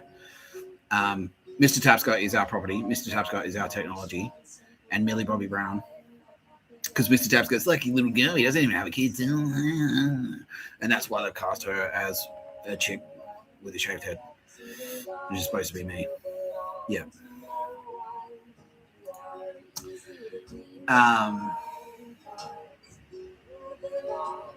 11 is the daughter of, so it's the daughter of Teresa Terry Ives. Terry was one of the test subjects in MK Ultra, a real-life central CIA sanctioned program where the government conducted mind control experiments on real people. According to the series, mind control experiments, by the way, that's Zeitzenzum. Yeah, it's like, let's use fucking, let's harass the shit, let's perfect the art of harassing the shit out of people. That's when they started like borrowing. It's like, oh, have you heard about what the Stasi are doing? It's like, yeah, sick, let's do that. East German secret police, Gestapo tactics. Yeah, cool, that'll work for us. Yeah, mind control experiments. Yeah, dog shit. Yeah. Terry joined the program as a college student in 1969. So Terry, that's supposed to be Chris Tapscott. Yeah.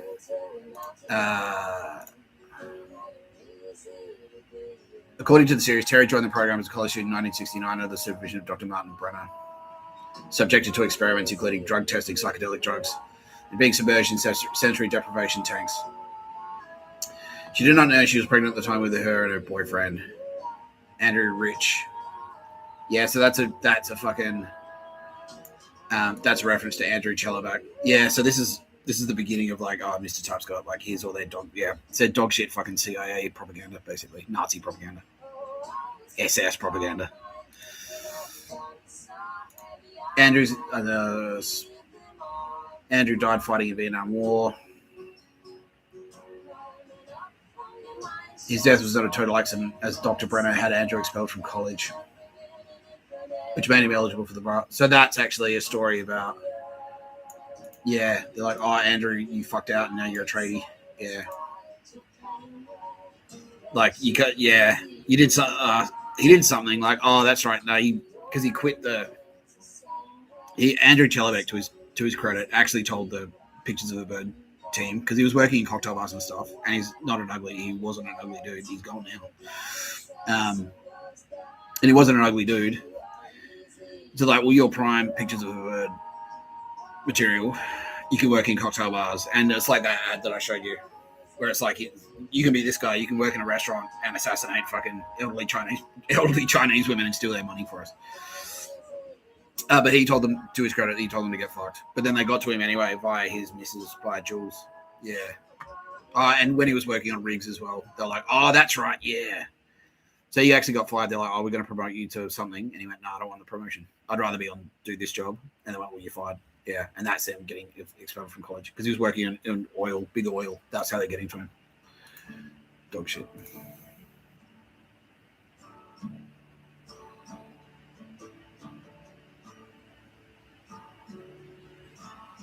Yeah, and then this is all about fucking Chris Tapscott.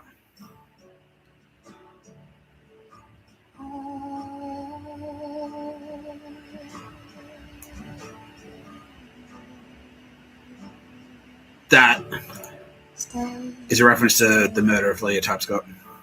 Terry was captured by lag workers and given electroshock therapy until she experienced severe brain damage. Yeah, so that's the story of Leah Tapscott getting fucking radiotherapy on her brain to fucking destroy her, to kill her, pretty much. Yeah, with intent to murder. And now that fuckstick has gone. Yeah. No Pictures of a Bird where he went, you medical Nazi, fucking son of a bitch. How many other people has he murdered or named? Hundreds. Absolute scumbag. What a fucking cunt. And Uncle Bully. Yeah. Yeah. Yeah, and so this is when they were like, okay. Yeah, Terry stormed Hawkins' lab. So Hawkins' lab, that's when I was at fucking Telstra. They're like, yeah, because Telstra were like, oh, come work for us, Mr. Tapscott. And then when I get there, they're like, because you're a creative writer, right? And I'm like, yeah. I'm like, all right, well, you're not creative. You're not doing creative stuff. It's like, I don't know. What? Yeah, we read your CV. It's cool. Anyway, the stuff you're working on won't be creative. And it's like they were trying to indoctrinate me into the Telstra pictures of a bird. Fucking Nazis. Yeah. Yeah, well, you don't do anything. But you don't actually do anything. You don't do any work. You just sit around and wait for an order to assassinate someone. Yeah. And so when I was in there, they're like, don't do that. And then I was doing it anyway. I was writing anyway. And so what happened, and this is how arrogant they are. This is how little respect they actually have for Mr. Tapscott.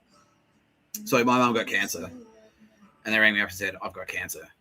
And then I did that thing where I got on the front page of Telstra. I got some work published live on the front page on the main website, and I broke the NPS record, and then they fired me the next fucking day. Yeah, I don't do anything creative.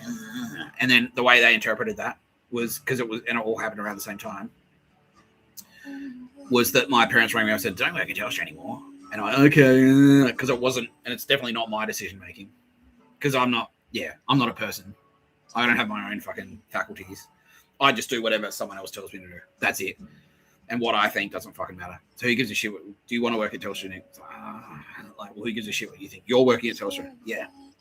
And then their interpretation was, yeah, Chris Tapscott rang me up and said, stop working at Telstra.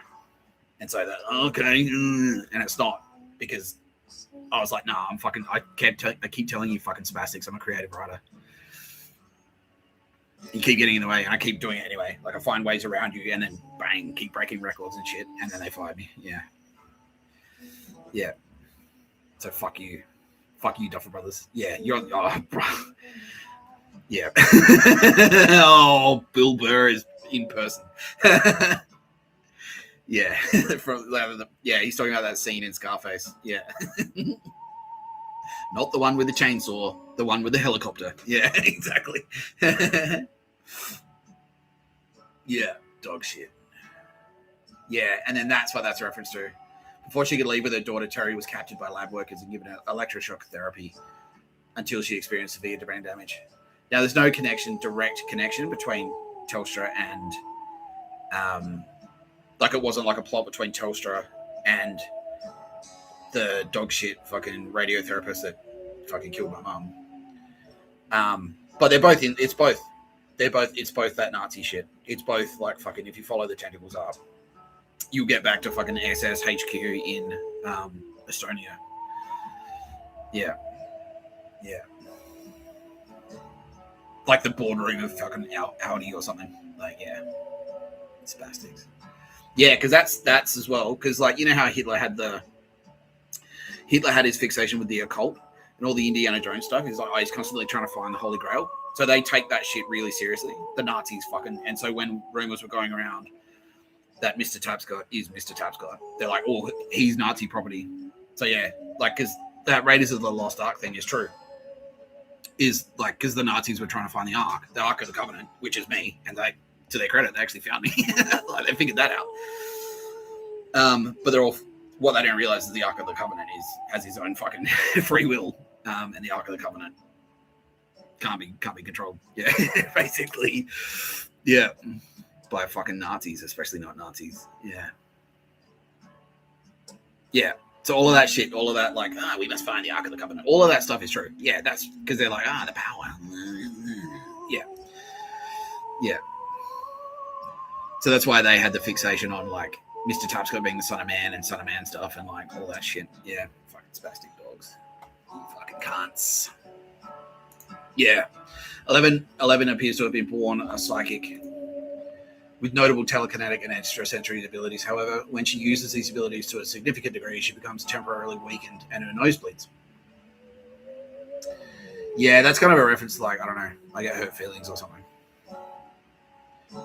I get into fights. Yeah. Really?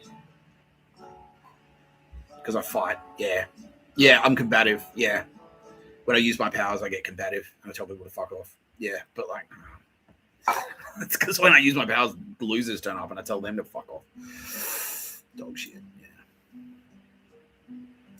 At birth, 11 was taken away from her mother by Dr. Brenner and was raised as a test subject at Hawkins National Laboratory in order to develop her psychokinetic skills.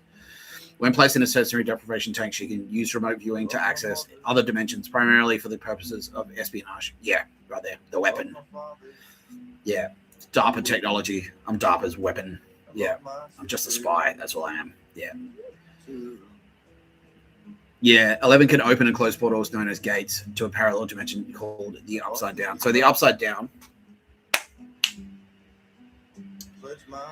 The Upside Down is their post-Nazi takeover world. That's what that's a reference to. So all of this shit, this arc, like, oh, the Upside Down is coming. That's their takeover plan. Yeah, the Upside Down. Well, you got to go in the Upside Down. You got to fight in the Upside Down. That's their World War III. So World War III is the Upside Down. And yeah, so all of this, like Stranger Things, has been building up. Yeah, all of these different seasons has been building up. Yeah, following the opening of the gates at the end of the previous season, the military suppresses public knowledge of the disaster while intensifying efforts to pursue 11, viewing her as the cause of the escalating events despite. Yeah, so you know how it's like they're setting up all the dog shit emails? It's like, there's a great disturbance in the force, but it's just them being fucksticks. Yeah, that's what they're trying to set up. They're like, oh, look, 11, this Mr. Tapsco is like, he's using psychic powers to fuck with the universe. But it's really just them trying to convince, severely making every fucking tactical error. They're the dumbest military. This is the dumbest military defeat in the history of the universe. It has to be. Because they break every fucking rule. Like, you don't underestimate your opponent, you fucking spastics. And you've so significantly underestimated the intelligence by getting a fat guy to crash a bus. And they go, it's Nick Tapp's got psychic powers. He's unleashed the gates of hell. and all it took for me to defeat that was to make a YouTube video. I was like, no, that's... No. It's a fat guy who Aces paid. No, Aces didn't even pay him. He's a fat guy who Aces, that are dumb fuck Nazi bogans, to crash a bus on purpose because they're fucking losers. That's what it is. And everyone's like, well, obviously, like, we're not stupid, Mr. Tapscott. I'm like, I know that, but fuck. Yeah, fucking God. Joe Biden, fuck you. Yeah, and Joe Biden was across it. Of course he was. Of course he fucking was. Yeah. CIA, Skull and Bones. Yeah. DARPA. Like, yeah, secret society. Like, Skull and Bones with the Wikipedia page. Is that the secret society? Yeah. Like, very secret. Like, it's got a Wikipedia page. It's not secret, mate. Like, Jill Biden, like, don't tell people I'm in Skull and Bones. Like, of course you fucking are. Like, unbelievable. If you're not in Skull and Bones, you may as well be in Skull and Bones. Like,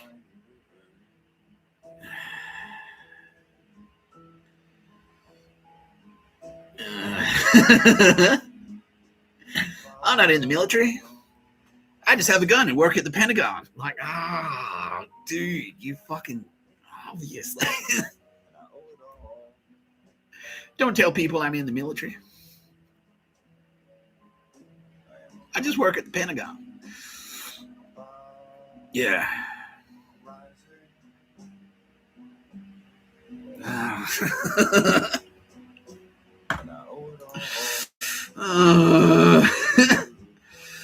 Yeah, so the military suppresses public knowledge of the disaster while intensifying efforts to pursue 11, viewing her as the cause of the escalating events despite Vecna's involvement. When Holly Wheeler is lost inside the Upside Down, 11 decides to intervene. Although Hopper is reluctant to let her return, he ultimately accompanies her in order to investigate military activity within the dimension and assist in locating Holly.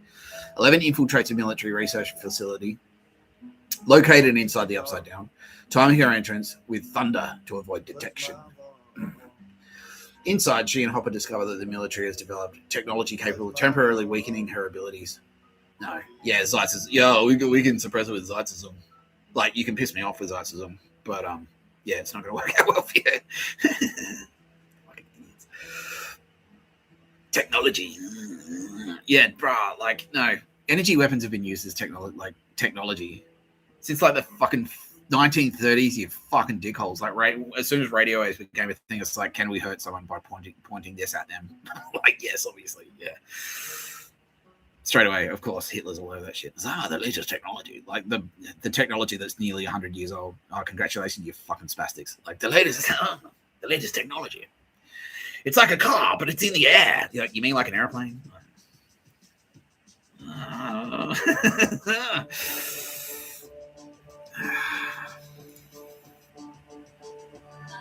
Unbelievable.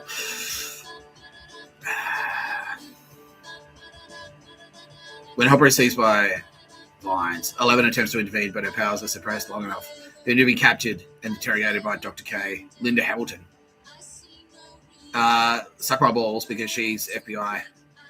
Yeah, and now she's in there to fucking kick your ass. She's going to bring you all down, you fucking spastics. If you're still alive.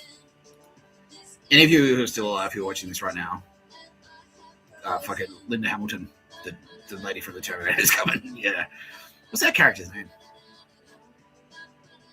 Sarah Connor. Yeah, Sarah Connor is coming to fucking kick your ass. Like, she is. Like, literally, with a gun. She's going to kill you. Yeah. Yeah. As Eleven regains her strength and breaks through security, she confronts Kay and tries to kill her telekinetically, but fails due to the lingering effects of the inhibitor. Hopper lowers the room's temperature to weaken the Vines, allowing him to escape restraint and incapacitate Kay. During the escape, Eleven accidentally exposes a bomb hidden under Hopper's jacket, prompting an emotional confrontation when he insists on sacrificing himself. She refuses to abandon him and pursues him through the facility until Hopper suddenly returns, having changed his mind after encountering someone unexpected. Hopper steps aside, revealing the survival and return of Kali Prasad, also known as 8, marking a major ringing and a shift in Eleven's fight against the Upside Down. Okay. To be fair. Oh, no, that's so gay. Sister. You have a twin sister. Your feelings have betrayed her too. Yeah, okay. So they were like, yeah, so that's when they cottoned on. That's them cottoning on about A, Tara Bennett, and B, Aldous Harding. And going like, well, if Mr. Tapscott won't work for DARPA or the CIA, then obviously Tara Bennett will. Or Aldous Harding. And they put 2 and 2 together and went, okay, yeah, it's Carly, the blood god. Okay.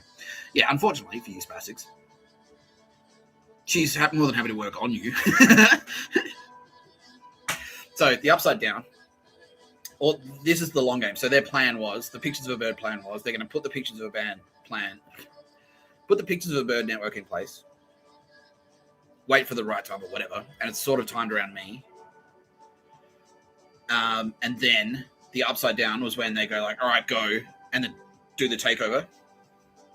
And the zombies and the monsters and shit, that's the No Pictures of a Bird team. So they were lining up, they were setting up their fucking Pictures of a Bird network to take over. And that was the Upside Down when the takeover commenced. And then it was like, you have to fight monsters and zombies. And so if you see like a lot of, like there was a Kia ad, it's like, oh, the zombie apocalypse. And that was about, buy this Kia, buy this dog shit car, for when the zombie apocalypse starts. The zombies are the people who aren't pro Pictures of a Bird. Yeah, so if you're not in their fucking Pictures of a Bird Nazi, Gestapo secret police, informant program, or SS militia, unarmed militia, you're fair game and you're a monster and you need to be fought and killed. Yeah.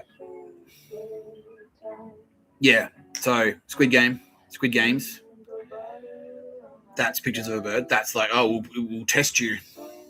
and only the strongest will survive, but the strongest of you will become our leader or some dog shit. But it's just like, nah, it's just like, yeah, we'll send you to a death camp and then come up with an excuse to kill you while you're in there and rob you. Like, yeah. Yeah.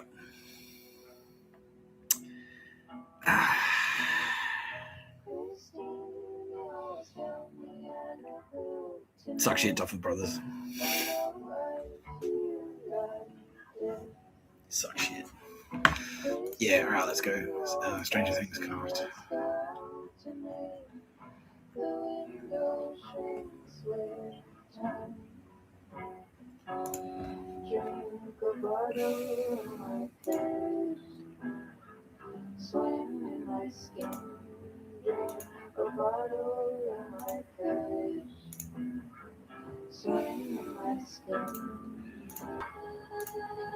Suck my dick, Nazis, because David Harbour is switcheroo Mossad. You thought he was one of you. You thought he was pictures of a bird. But no, he is indeed no pictures of a bird. You're watching No Pictures of a Bird, a podcast by Mr. Tapscott. I'm Mr. Tapscott. Winona Ryder is also Mossad because she has been putting up with your dog shit. You fucking Hollywood Nazi scumbags. Your Hollywood Nazi scumbag dog shit for a very long time. Tim Burton is Mossad. Why can't we? Why don't they just show us the fucking cast? Because I want to see these circus freaks. Oh, yeah, here we go. Yeah, film. Yeah, that guy. Look, bruh. That's a Nazi for sure. Look at him.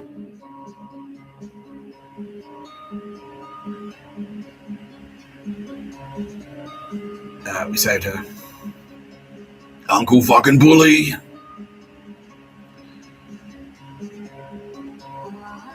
Yeah, Nazi. She's cool. Nazi. Nazi. He's cool. Nazi. Snap. Fucking hell. Nazi. Nazi. Nazi. He's cool. He is, yeah. He's been putting up with pictures of a bird dog shit for fucking since he was a child actor. And he is extraordinarily angry, and he will be repaid through silver in blood. He's there to take you down as well, you fucking dog shit cunts. He's going to take an extreme amount of pleasure in doing it.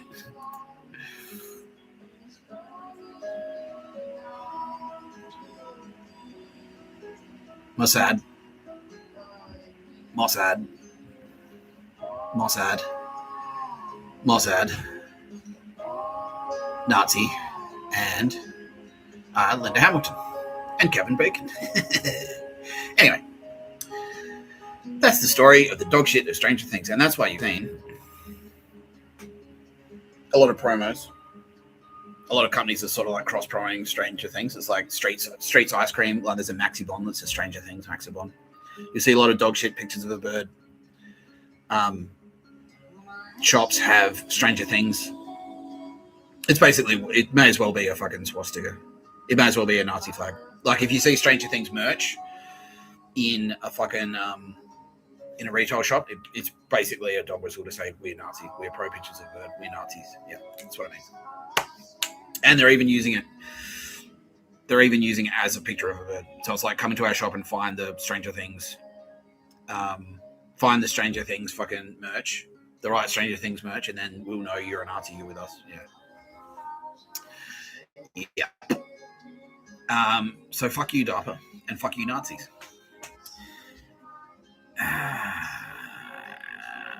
Yeah. I think we're in the post-clicking era. I don't need to click anymore, but I will make one exception for you. This can't. Yeah, this can't in particular. So let's single someone out.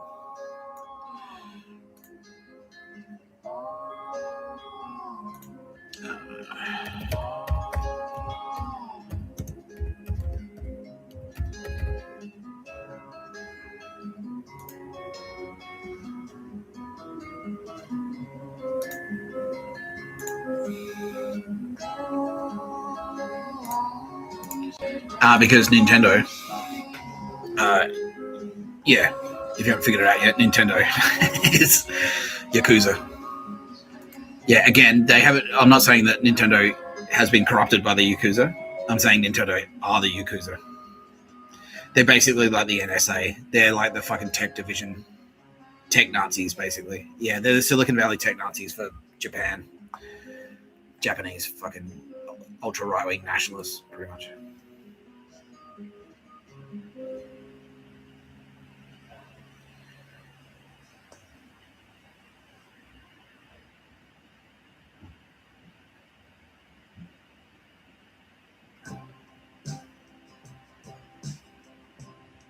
What is the ad?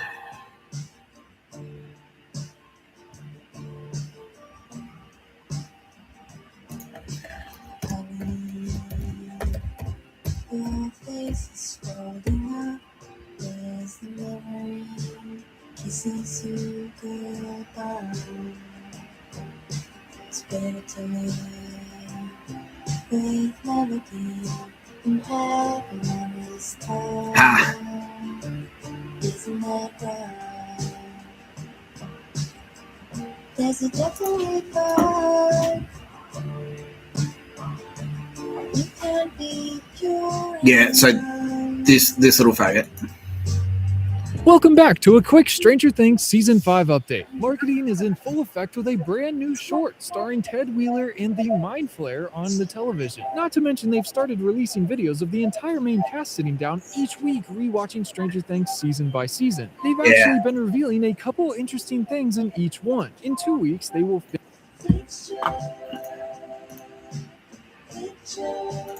What's that fucking actor's name?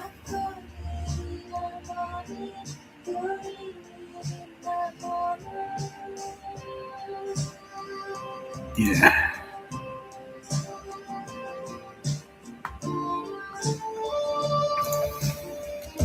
Someone tell a Bill Where is gay joke. Kitty, what do you got?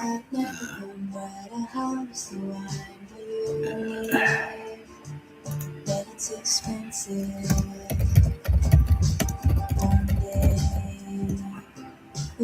There it is. Yeah, all right, excellent. Here we go.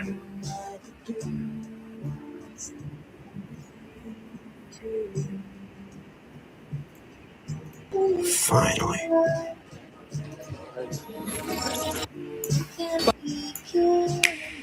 Okay, let's reset, people. Thank you. Finally.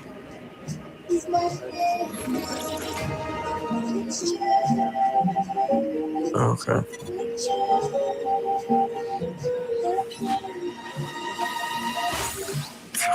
There we go. All right.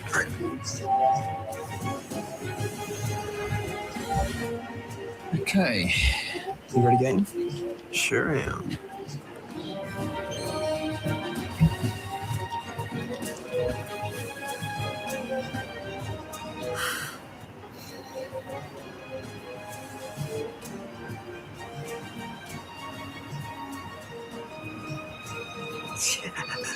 Oh, okay, man, let's go.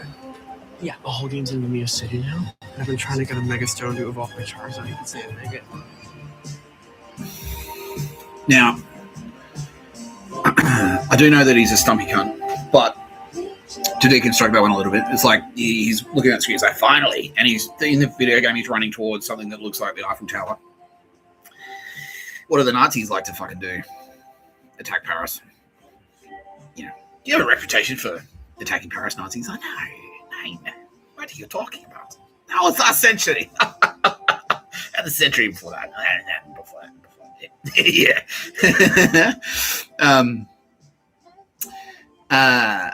Yeah. And I know he's a stumpy cunt. Yeah, so it's got that, and it's like battle zone activated. So that's like, oh, kick off. Like, yeah, because they were going to time it. It's like, oh, the end of Stranger Things, and then that's where we're going to fucking pictures of a bird, plant activated. And then stumpy cunts like that, fucking faggot losers, we're going to like run out into the street with knives and try and defeat F-35s and Tomahawk missiles and HIMARS. How many HIMARS strikes in Australia today? 4 HIMARS strikes in Australia today. Yeah, so fuck you. You brought a pictures of a bird. You brought a picture of a bird and a dog shit fan to a high Mars fight. You're fucking dead. You're fucking cooked. They are. Oh yeah, they are very effective. They are extremely effective. Very, very effective. Yeah. Thanks, ADF. Anyway. Now I know. I've said this a couple of times now. I know he's a stumpy cunt, but he's like, oh come on, and then the guy goes like, come on, pal, let's go. And he's like, okay. That's his fucking. That's supposed to be his like commandant, his Nazi commandant. It's like, hey, playing a bit of a game, are you? Oh, that's cool. That's cool with me for now. But don't forget, we've got propaganda to make, my friend. And then after we gotta catch up, we have to have a proper debrief in the editing studio, if you know what I mean. Yeah, and he's taller. He's way taller than that stumpy little bitch, that fucking hobbit, who's, not yet, but yeah, he's on his way to a place where there are no pictures of a bird. The pictures of a bird won't bother him anymore. Yeah. Is that true about David Harbour? Like, yeah, fuckhead. Switcheroo complete, you fucking spastics. But I thought he liked me. Well, you're not the only losers who can lie. Our losers can lie too. We got plenty of losers. Just slightly. So here's your loser, and here's our loser. Our loser is just slightly less of a loser than yours. Yeah, than yours. Our loser likes to drink beer. That's it. Yeah.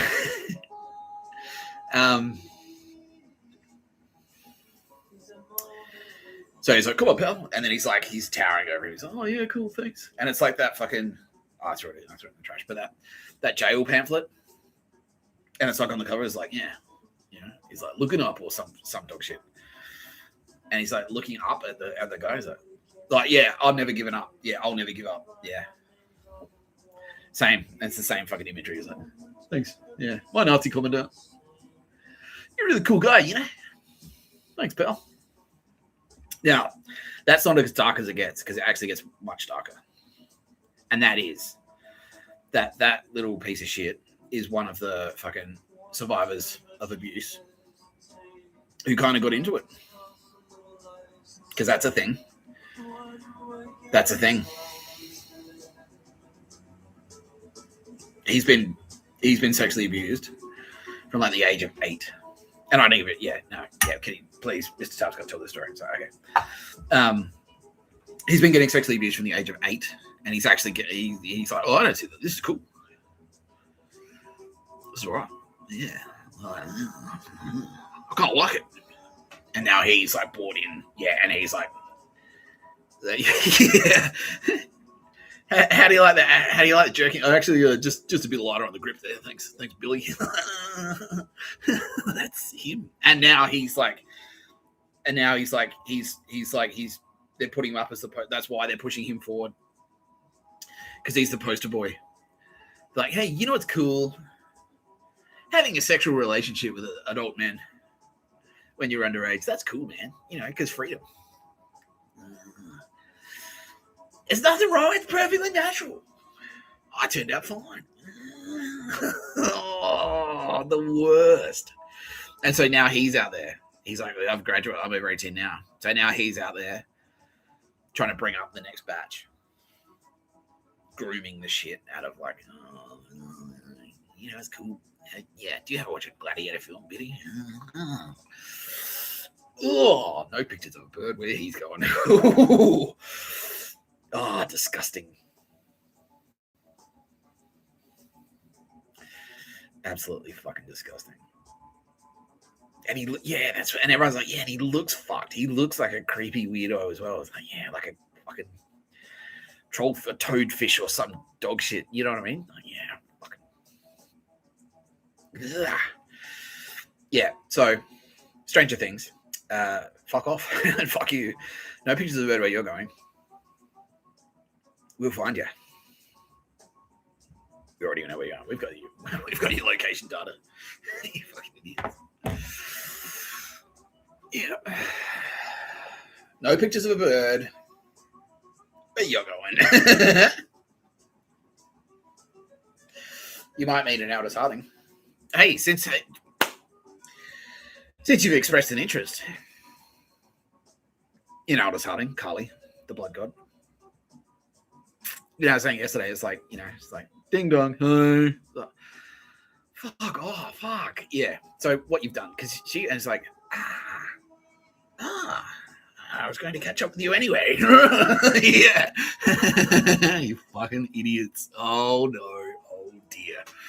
And it's exactly like, this isn't the end of, like, this isn't Raiders of the Lost Ark, by the way, but this is exactly like the end, where it's like, I am the Ark of the Covenant. That part's true. So the Nazis have discovered me, and now they've opened me up. And I've come out and ugh, Nazis, fuck. Yeah, that part's true. Yeah, it's exactly that, yeah. So congratulations. Congratulations on finding the Ark of the Covenant. Hope it was as satisfying for you as it was for us.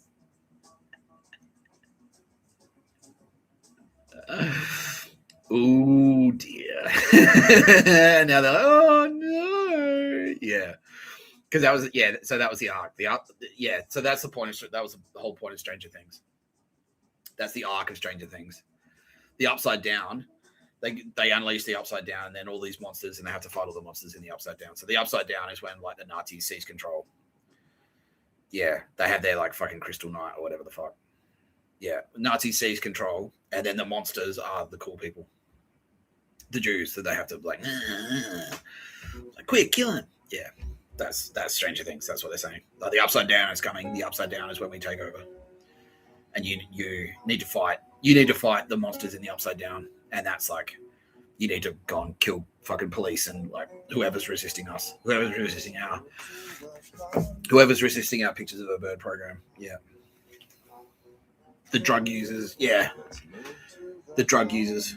Family drug support meetings. Yeah. The SS. This is the SS operational. This is the SS recruiting. It's a recruitment video for the SS. By the way, Nintendo, J-Pol are currently on their way. They're going to kick your fucking door down. Yeah. It's all the gaming you've been doing.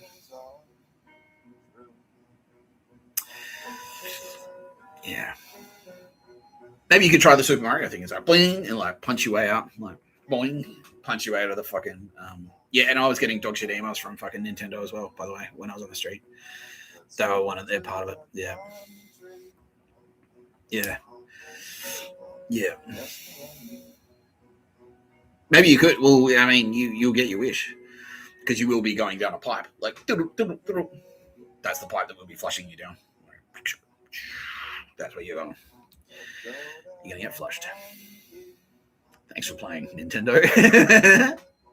Says Bill Burr. Bill Burr said that. He's like, I said it. I got there first. Thanks for playing, Nintendo. Thanks for playing. You're watching No Pictures About a podcast by Mr. Tapscott. I'm Mr. Tapscott.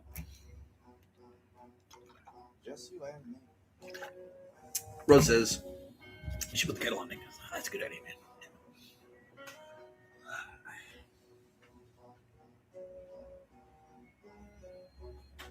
Let's start on. Let's have on.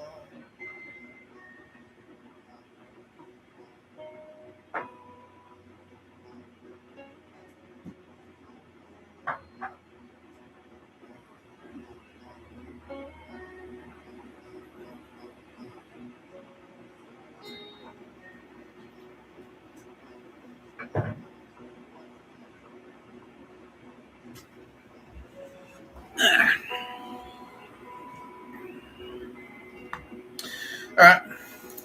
Now that we're 2 hours in, let's talk about ANZACs. Yeah, okay, we'll do that first. Yeah. Yeah, so we'll phase across. We'll phase across from dog shit to dog shit ANZACs to just straight cool guy ANZACs, right? We'll go that way. Yeah, we'll do that. Yeah. So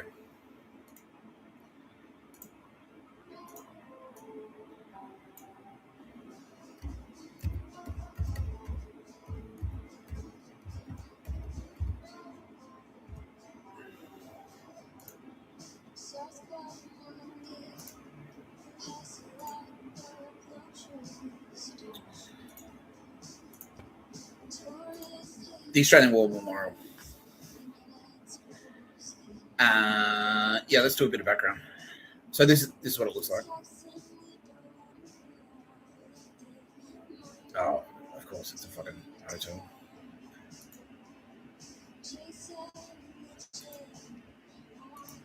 It's a big building in Canberra.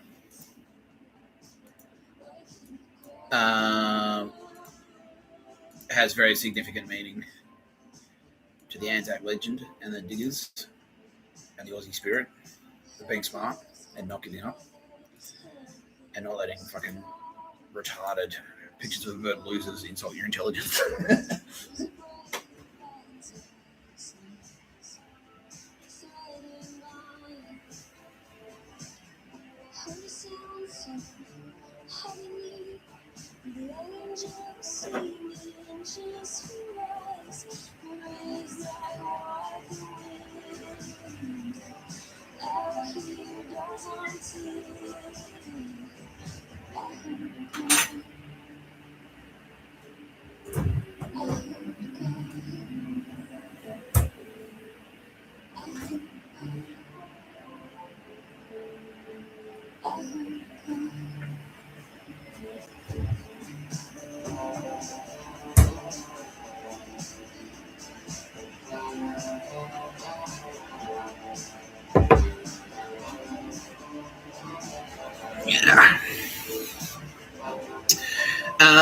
Yeah, because many people know, for our international audience, the ANZAC legend specifically mentions Mud and Blood and Tears. That was one of the songs I was singing on the streets of Perth when I was like just walking around doing pictures of a bird and going crazy. Fuck, what is this? Yeah. And the ANZAC legend specifically mentions Mud and Blood and Tears. What is the ANZAC legend about anyway? If it's not about those three things, because I'm pretty, isn't that Mud and Blood and Tears? That's all they talk about. That's like John Schumann. You're a good songwriter and stuff, but I don't.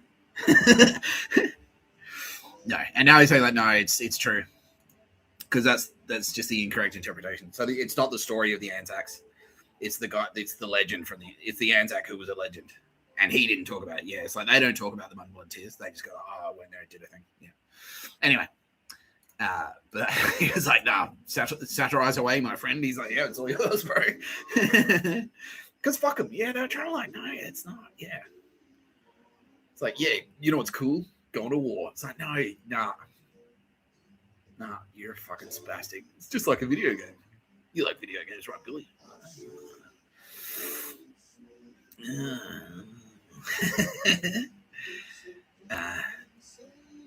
Yeah. I'm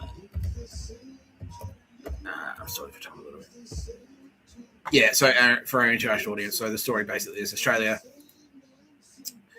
Australia's a series of colonies starting from 1788. I'm not even going to bother with the fucking change the date or any of that shit, because like that whole thing, all of that change the date shit was Nazi propaganda, all of that. Yeah. And now I'm hearing many people, I fucking knew it. Yeah, Geordie's figured it out. Yeah. It's all a big Nazi propaganda distraction campaign. And also like a parking ticket device. So it's like, well, I don't like your opinion on change the date. You said something controversial, so now I'm getting you fired. HR, yeah. He said something about change the date. So you're out. Yeah, you're out of here. Yeah, exactly. That's what it is. Yeah.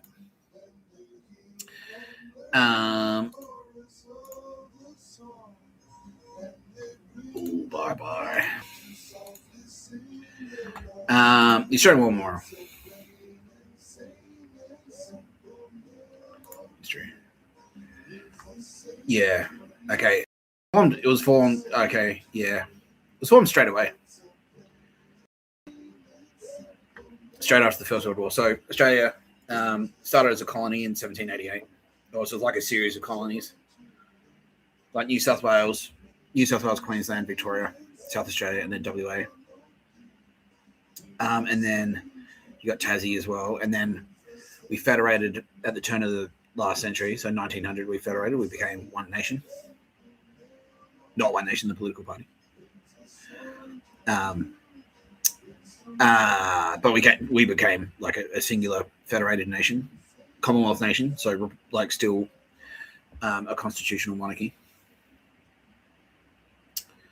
And then, but we were still we considered ourselves to be very British.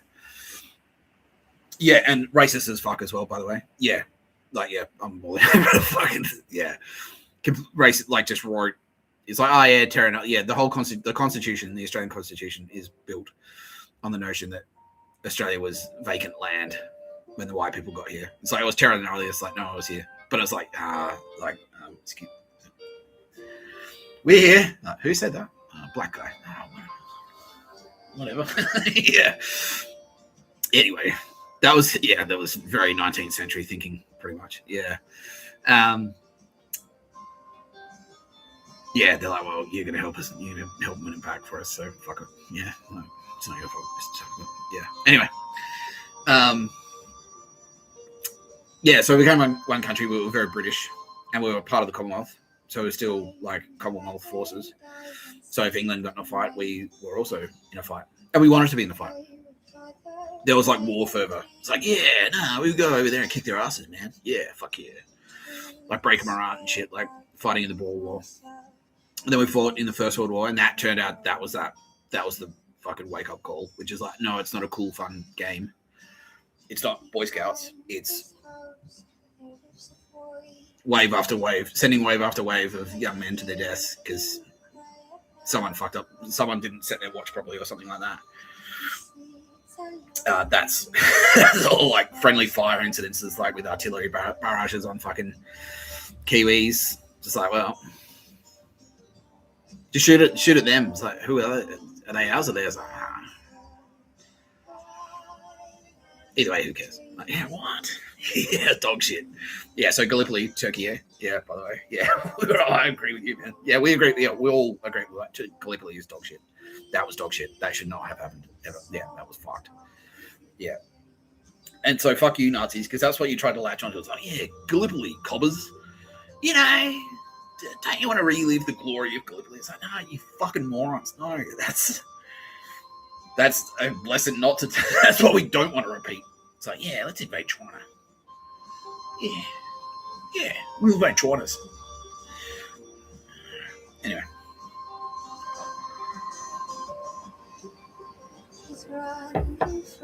So, with that in mind, they're like, well, we should keep a record so we don't forget. We don't make retarded decisions like that again.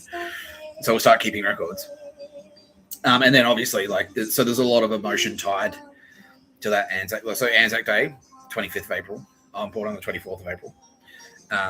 SJ, 23rd. Daz, 22nd. Pete Hegseth, fun fact, is born on D-Day. He was born on June 6th, 1980. He's born on D-Day. Yeah. True story. Look it up. Yeah.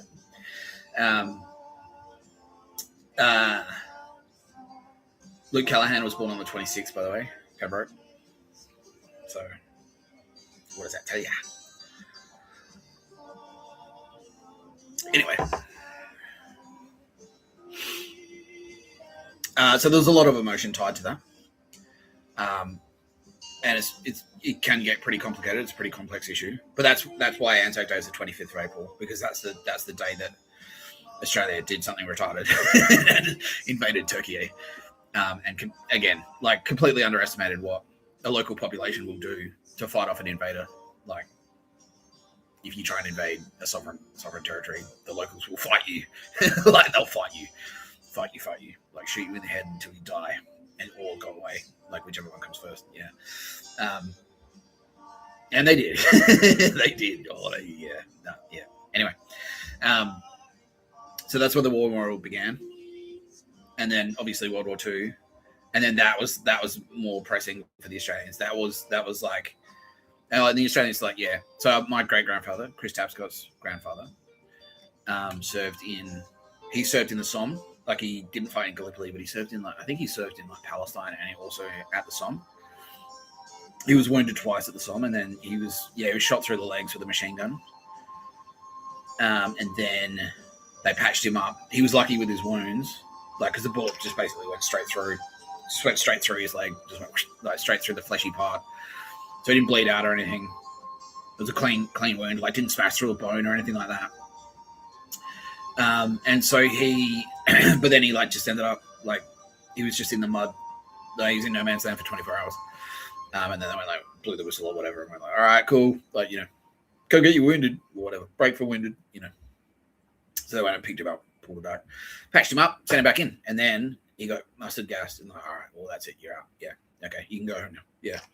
And so that, and France is saying now, it's like, yeah, we've heard about that now. Yeah, we found that out. We won't forget it. Thanks, France. Yeah. Yeah. So that one was, because that was a little bit controversial for Australia. It's like, why are we fighting over there? You know, when we were over here. And it's like, oh, yeah, it was a bit complicated. I won't go into all the ins and outs right now. But France is saying they really appreciate it. So, cool. Thank you. Yeah. And then the Second World War, that was a bit more, that was closer to home. So we got involved there when the Japanese, like, and everyone was like, oh, nah, the Japs won't fucking... Japs. They can't fly, they can't shoot, they've got squinty eyes. They can't even see properly, bro. They won't take Singapore's impregnable. You can't beat Singapore. You can't take Singapore. You just can't do it. And then the Philippines, you can't beat the Philippines. MacArthur's there. MacArthur's unbeatable. He's like a god. You can't beat MacArthur. They just went like, nah, how about this? Just rolled straight down the fucking peninsula, yeah. And fun fact, the way they took out Singapore is because they rode push bikes. Yeah, they used the technology of the push bike. So maybe I'm like speaking a bit too soon. I'm like, oh, it's worked for Japan in the past where they've rolled in with nothing more than push bikes. But I guess they had guns that time. But yeah, like, so maybe they're pictures of a bird. Oh no, they're pictures of a bird skiing. Will work after all. Yeah. No, now Ben Roberts says, we figured it out. It's just use a stick, like, kunk, like, yeah, exactly, bro. Thwarted. Oh, my technology. Yeah. It's the Stinger missile. It's the Stinger missile of the cycling war, or the cycle war. Yeah, exactly. Yeah. Anyway. Yeah, because they rode push bikes. So the British were like fucking spastic, the Nazi British basically. Yeah, the Royal Navy. Oh no, the Royal Navy in Singapore can't be defeated. Everyone knows Singapore's impregnable. Couldn't possibly defeat our defenses. So what if they attack from land? It's like, but no, the Japanese. That's a lot of walking to do. They can't walk very far. They've got sandals. They wear dresses. Yeah, like getting all these reports, like, you know, they're 3 days march from Singapore, right? You get that. And they've fucking capped all these other places. They're on a roll. Should we, what do you reckon? Should we start? No, 3 days march, that's plenty of time. I'll have another cup of tea. Should we start another game of bridge? Yeah, and then fucking, yeah, they didn't click. They didn't click that they were riding bikes, and so they weren't 3 days march at all. It was closer to 1 day's march. And so I was like, oh, fuck, they're here. They just got rolled. They got rolled. But they did get rolled. But at the same time, they had like insiders there who were just like, oh, maybe we're kind of like, you know, the British. They're kings all the way over there. We don't really give two shits about the fucking British crown. However, the Emperor of Japan is pretty close to us. So maybe we're going to get a better. Maybe we'll get a better deal with him than we will with the Brits. And also, they had Nazis there because they've got a long proud tradition. East India Trading Company has been in there for fucking. The Dutch East India Trading Company has been in there, and their whole thing was slaves, and so they're Nazi as fuck as well. So they're in there going, like, "Wow, Japan, you know, wow, maybe they're all right." Like, the Emperor of Japan, he's partial to slavery. We could do slavery stuff. We could just do slavery stuff. If Japan were in charge here, we could do slavery stuff. Yeah. Big money in slaves. Big money. Anyway. So they kind of had the local population wasn't that. There wasn't much of a resistance. Once they got there, they were just like, "Cool, thanks, we'll take it from here." And then that was a big turning point because then Australia shit its pants with good cause. Because they started from there. They could attack Australia. Like they seized a whole bunch of other territory and shit like that, Borneo, and then from there they could attack Australia. There were submarine attacks. They had submarines in Sydney Harbour. They had they were firing shots that just like ran at the fucking Vaucluse for some reason. I don't know why. I don't know what they were trying to hit. Just houses. All right, thanks. Fucking spastics. Anyway, and they were fucking bombing Darwin, and they were actually like their air power was like the best in the world at that point, and they were fucking kicking our ass. Yeah, they were giving Darwin a real run for its money. And so we had to send we had to get our actual Australian, the AIF, the Australian Infantry, our main army, the Australian Imperial Forces or something. We're in the Middle East. I was actually going to talk about that, fighting in El Alamein. But I was telling you, how did I start talking about this shit? I'm supposed to be talking about the War Memorial. Fucking hell, Ben Roberts-Smith. Not you, Bill Burr. Not you, Bill Burr.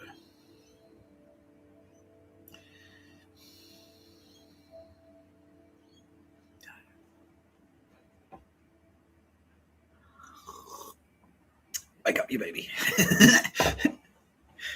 He's like, I'm busy, mate. I don't give a shit. Yeah, all right, excellent. All right. Anyway, so Australia was getting rolled.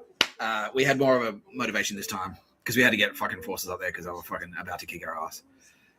They were openly attacking Australia, and no, we didn't want no Japs here because we're racist, white Australia, etc.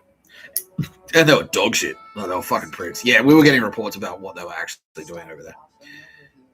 We didn't realize it was way worse because we were hearing about what they did to all the Americans they captured.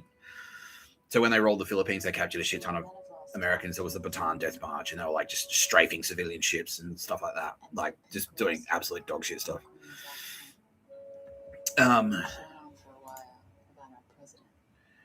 Yeah, but more about that later. So right now, we're talking about the War Memorial. And so that's where Lindsay Shannon gets involved. He didn't fight in Kokoda. So the first diggers that went over there to fight in Kokoda were actually militia forces because at that time, and this is the law that we're using now, by the way, pictures of a bird to fuck you up. At that time, Papua New Guinea was a territory of Australia, and so we could send a homegrown militia force to defend it. It's part of there's a paragraph in the Constitution that says self-defense. Like you can send locally raised militia to defend Australian territory. Yeah, and that's what we're doing right now. Yeah. And so they just went around. They literally press gang people that are driving around the street. Go, what are you doing? Like, what? I mean, nah, you're in the army. Oh, fuck. Japs are coming, bro. You got to fight them. You got to fight them. So they went up there. They were poorly trained, but they did what they could. They actually won. They actually beat back the fucking Japs. They beat them. They beat the Japanese at Kokoda, which was hectic at the time because Japan hadn't been beaten. That was the first defeat inflicted upon the Japanese throughout the entire war. Australia got their first to do it. Number one. That was us. That's number one. Chris Cappy is like, yes. Yeah. Okay. And so, we've got the War Memorial there. So that's where Lindsay Shannon comes into it. So he's in the second wave. So once we beat them back at Kokoda, but then obviously the fight wasn't over. We had to keep pushing them back, right? Had to keep fucking pushing them back. And so he was in that second wave. So after we they came in, they tried to take Port Moresby via the Kokoda track, which I'll explain more about. Australia repelled them and then started pushing them back. And then Lindsay Shannon, my grandfather, he went in Port Moresby. No, he went in up the top and started he was in the part of the counterattack. Yeah. Yeah. So anyway, And then also my uncle, my dad's uncle, my Nana T's brother, Bill Tapscott, he was in the second 27th as well. He fought later in Borneo. And it can now be revealed. Here's a revelation. The Bill Tapscott, brother of Dorothy Tapscott, is in fact none other than Kitty Callahan. G'day, cunt. How you going? Fuck you, Chris Tapscott. Yeah. Your Uncle Bill's gonna fucking kick your ass, cunt. Like, yeah. And actually saying Bill, that's a shout out to you. You calling him Bill. Yeah. It's like, yeah, Bill. That's a cool name. Bill Burr, cool guy. I'll borrow his name to appear on Earth as Mr. Tapscott's great uncle. Yeah. And Tyra Bennett is Dorothy Tapscott. That's Nana T, Jesse Wilmot. That's Nana T, is Tyra Bennett. that's an angel sent by Tyra Bennett. She's like, how the fuck does that work? I don't know. It works, apparently. Yeah, it's a thing. It's the same way, like Princess Diana was Sylvia Jeffries. That's goddess Sylvia Jeffries appearing on Earth as an angel. And she still had like William and Harry. She had William and Harry. You could do that, yeah. But it's just like, yeah, it's just like the fucking, what's going on is it's the space magic in the brain. Like the body is different, but the space magic in the brain, like, it's like that one, it's just one entity. Like we can do that, yeah. More to be revealed on that later. But for now, yeah, that's big revelation. Bill Tapscott, 2nd 27th Infantry Division, fighting in Borneo. That's Kitty Callahan. That's Jesus Christ. Yeah. And Dorothy Tapscott.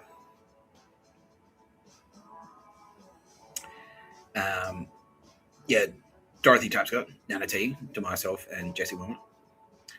That's Tyra Bennett. And Uncle Vera, Arnie Vera. That's Sylvia Jeffries too.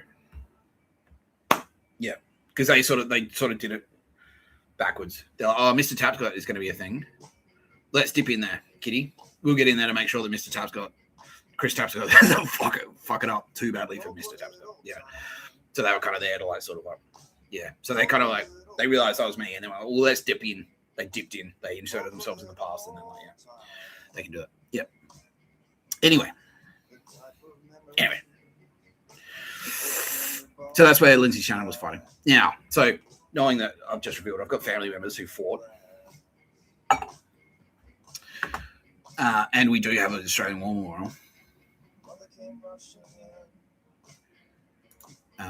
So I'm just going to do one thing super quickly.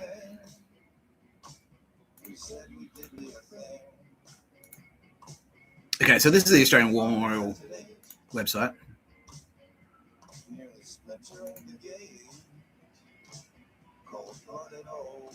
Okay.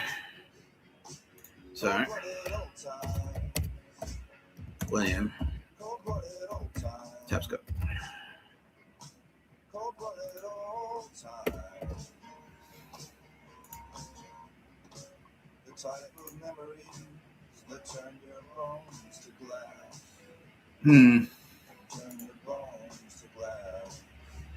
We're upgrading our collection system. How convenient. So you can't find out who the ANZACs are.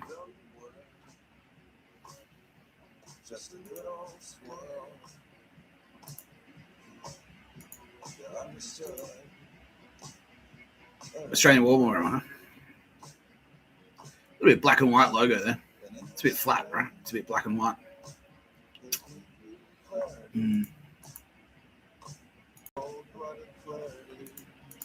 But you know, they do stuff there.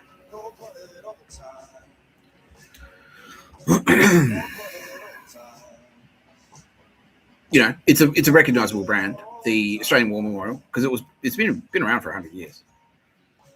And you know, everyone gets behind the fucking diggers because you have to, because you're ANZAC, because you're an Aussie, right, mate? Right, mate? You're an ANZAC, right, mate? Yeah. So they do stuff there. Yeah, they can leverage their brand into anything. They can do merch. They can do events. They can get funding for renovations, you know. They can travel internationally.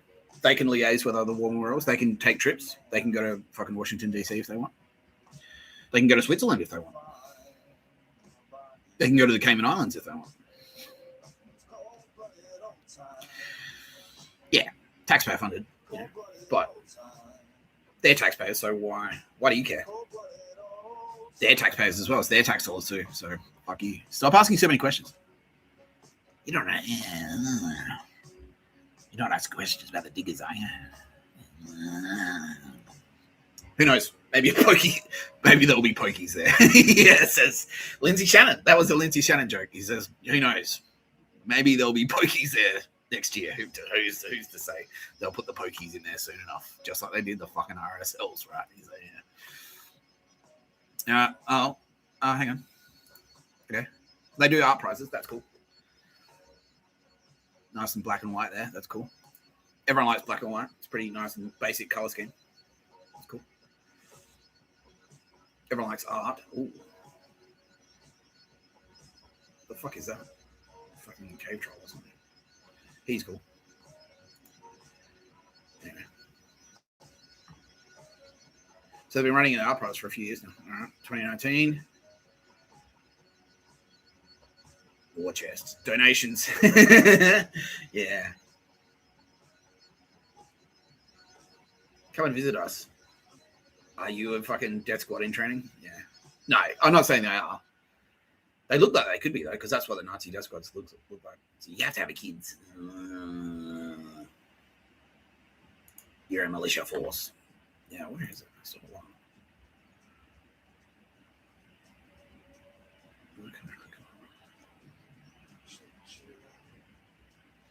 Oh.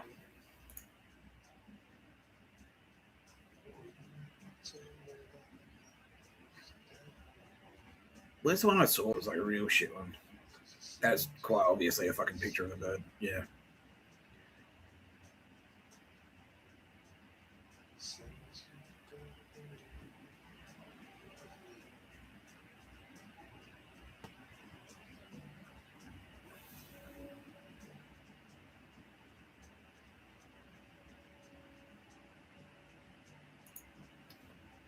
Deathbin is a counter monument to the strong, upright imagery often conveyed in the Australian War Memorial. Oh, you fucking spastic.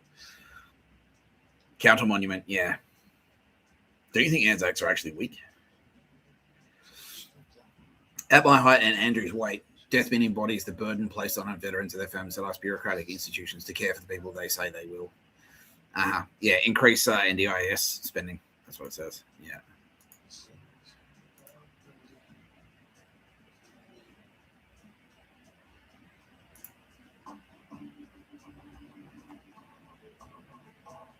I swear I saw one that was like a picture. It was fucking obviously a picture of a bird.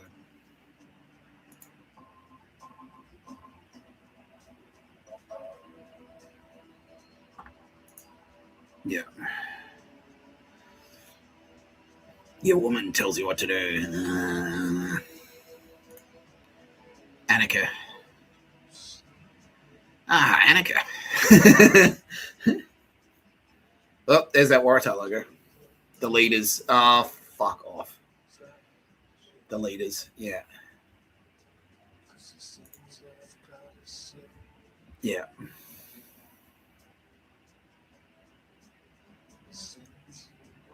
The SS Nazi. Gestapo secret police leaders. Pictures of a bird. Leadership team. There's Waratah there. The art scene leaking in through the fucking art scene. The fucking Nazis are in the fucking Australian War Memorial, siphoning out the funding, fucking around with the monuments, being total dog shit. They've been infiltrated.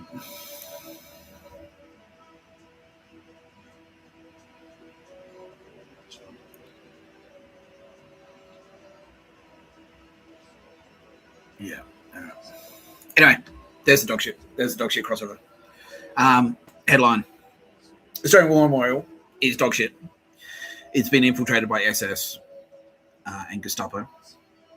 Pictures of a bird, pieces of shit, who put that art prize in there just to fucking sneak their dog shit ideology and propaganda in there. Now, I've got some bad news for you, though, Australian War Memorial, because you've got pictures of birds. But we've got guns. So right now that we've taken care of we've cleaned out the parliament, which was dog shit. Right now, right this very minute. Here comes the SAS. They've got a few, yeah, they've got some feedback. They just want to make a few changes. They've got a few suggestions to make about the SAS display there. You got there. You know. Here they come. They're watching them. Oh, fuck. Yeah, here they come. Use your dog shit fan. That'll protect you. That's the same as body armor, right? You know how to use an M4 carbine. Surely. Why don't you shoot back at it? Where's your M4? Where's your M4 carbine? You don't. No body armor. No M4. Well.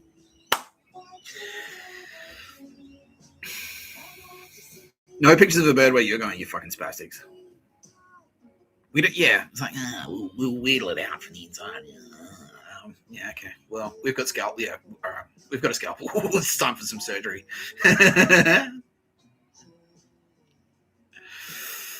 Maybe a bit of radiotherapy. What do you reckon, Ben? He's like, yeah, we've got those too. Yeah. No pictures of a bird where you're going. Enjoy. Fucking enjoy. Okay, so now we can transition across to the cool stuff.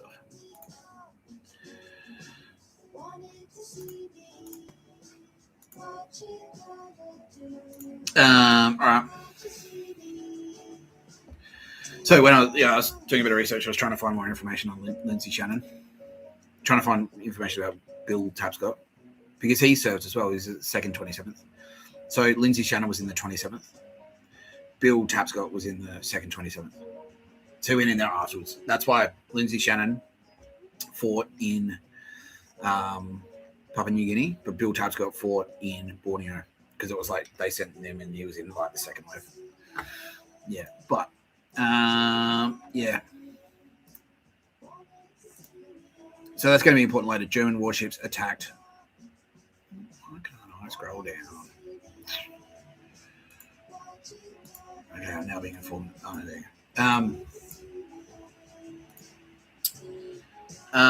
German warships attacked by Royal Navy. That's going to be important later.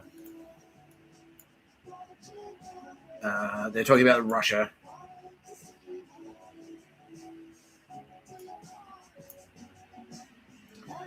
Yeah. So the point of this communication is like, the reason I'm presenting this is because September 11th, by the way, that's number one.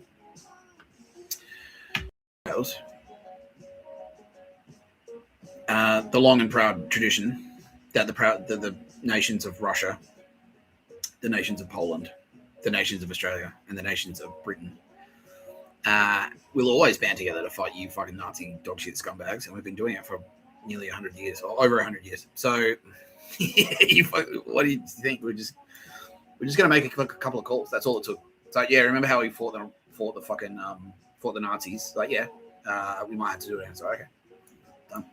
Done. Yeah, okay, yeah.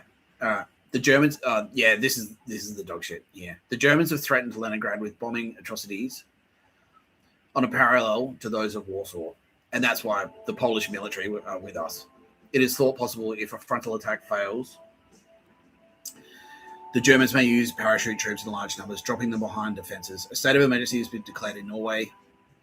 Theatres, restaurants, yeah. So a state of emergency has been declared in Norway. So what was actually happening there is Norway was just like, oh yeah, cool. Like, we'll pretend they're taking over, but we want them. We're just opening the doors for them. Yeah, we just want them in. And then they're like, they use that as an excuse to close theatres, restaurants. Yeah, theatres and restaurants will be closed at night. Alcoholic drinks forbidden. Sounds familiar, right? Yeah. Dancing not allowed, and a curfew is set. All transport except railway has been stopped, and a cordon of German troops surrounds the city.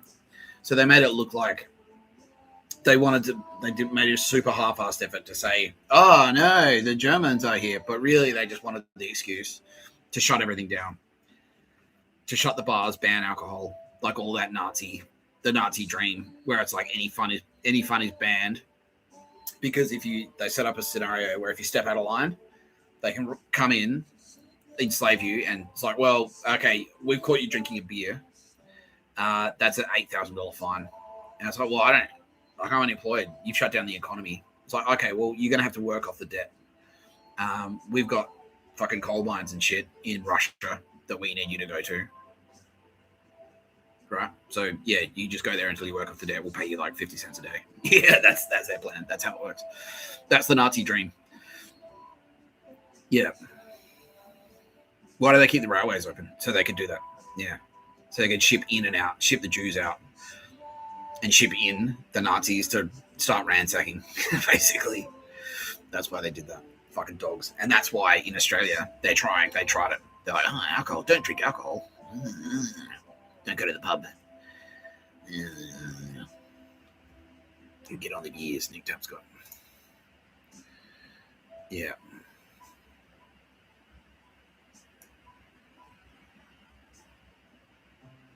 Yeah, first British naval engagement in support of the Russians was announced yesterday. Allied forces smashed German warships, conveying supplies to the Germans in the far north. 4 enemy ships were sunk, including a light cruiser, a destroyer, an armed trawler, and another vessel. The British forces suffered no casualties. 7 other enemy ships attacked, 1 off Norway, 1 in the Channel, and others in the Mediterranean. Yeah, so the point of that is to say, yeah, you fucking spastics. The British Navy and the Russian Navy have been working together for years, hundreds of years. They'll band together to fight Nazis. Yeah, and attack shipping. And that's what we're doing. We're still doing that. We're still doing that today. That's what it is. It's British technology fighting Nazis in Russia again. Because it's like, all right, we'll do that again. Done.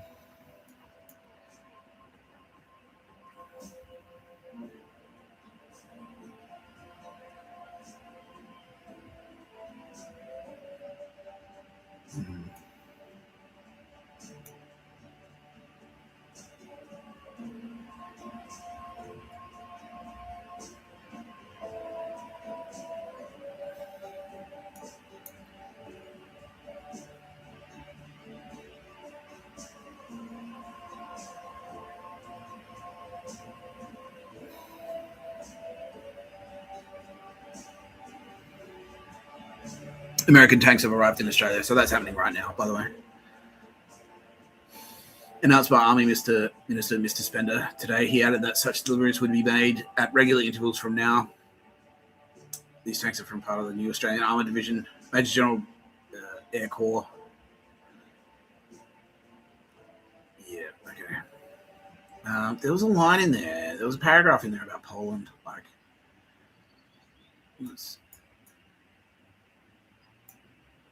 in a test of Russian reports, stubborn fighting on the whole front, but the Soviet spokesman following the Russian video.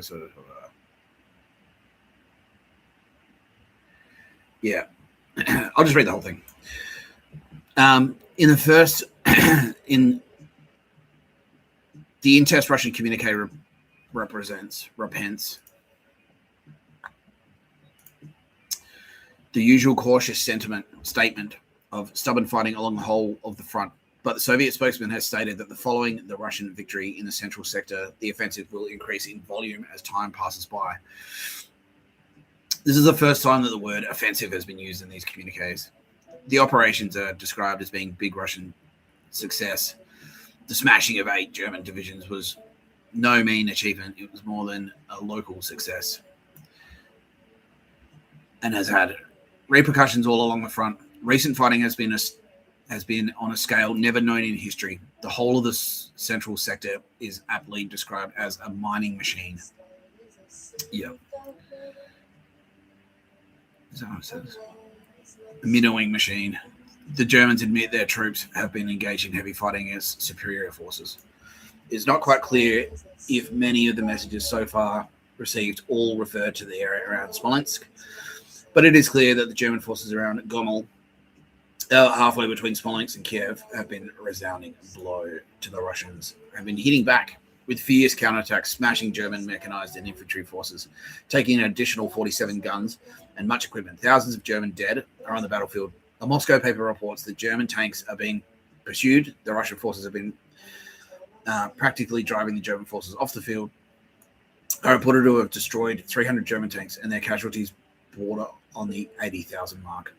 This serious setback will probably prevent the Germans from swinging southward towards Kiev.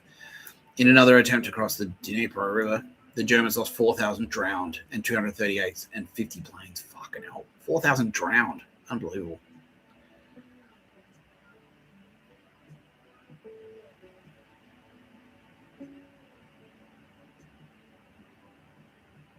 Okay, so yeah.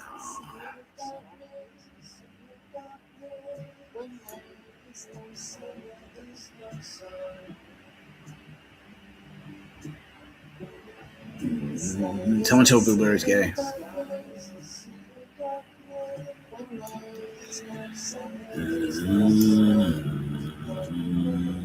I swear there was a line in there about like Polish forces. Oh, anyway. Yeah, so that's the headline. The British Navy and the Russian Navy are now working together to fight Norway because we've done it before and we'll do it again. We're doing it right now. British Navy and the Russian Navy have teamed up. They've both gone through all their forces because the British Navy was dog shit. Quietly in the background, King Charles has been like doing this thing. It's like, okay, fuckwit, not a fuckwit, decam, you're out. Like, yeah. And now he's gone through. He's executed. Like he's like, all right, I know who's cool and who's not cool. Get the fuck out. Yeah, the Navy in particular in the UK was cooked. And Vladimir Putin, in a very Vladimir Putin way, has gone through and done the same thing in Russia because he realizes that he had a Nazi infestation, and so he's got his forces that he trusts now, and especially particularly naval forces. And right now they're blockading Norway. So suck my dick, Norway, you fucking faggots. Show us your longboats now, you bitches. We've got submarines. We've got nuclear subs. Can't fight those with a picture of a bird. Can you? Use your dog shit found on them. That'll work. What do you mean, bro? Don't you want to have some bread? All good, 5. We could just shoot you. I mean, I'd rather just shoot you. All good, me bro. Yeah, foreheads on foreheads. Thank you, John Cena. Yeah. My tattoo on my face didn't protect me. No, it won't. It never would have. You fucking spastic loser dogs. But it's not a warship. It's just a civilian ship with radars on it. Yeah, well, we're going to shoot it anyway. Fucking dickheads. Idiots. So, there you go. Thanks, the Newt. Now, let's talk about this legend.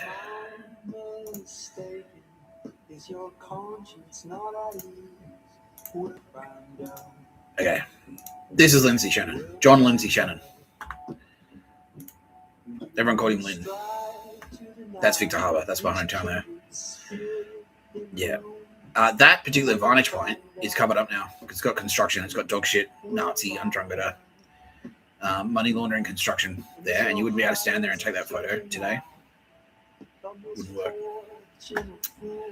Because it's all like fenced off and like fucking huge digging machines are there. Yeah. Anyway. That's him. That's a pretty good portrait of him. Yeah, he's happy with that representation. You may recognize the ears. We both got the same ears. Yeah.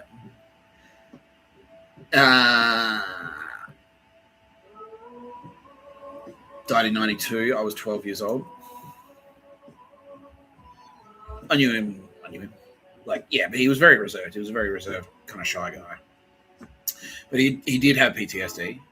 But I'll go into why that is in a minute. But like, yeah, it's not necessarily what you expect. Yeah.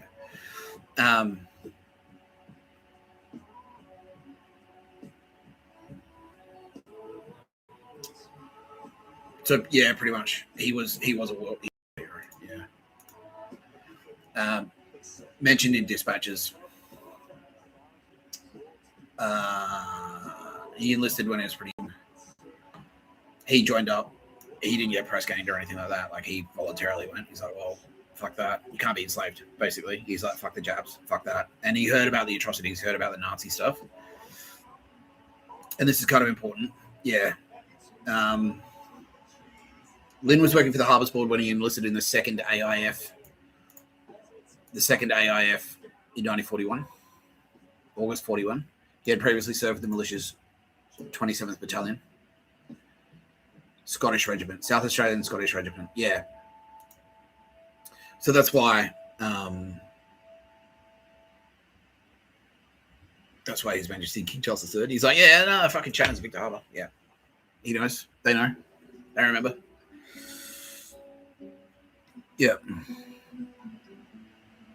They've been, the Shannon's Victor Harbour, Scottish originally. They've been fighting fucking Nazis for as long as King Charles has.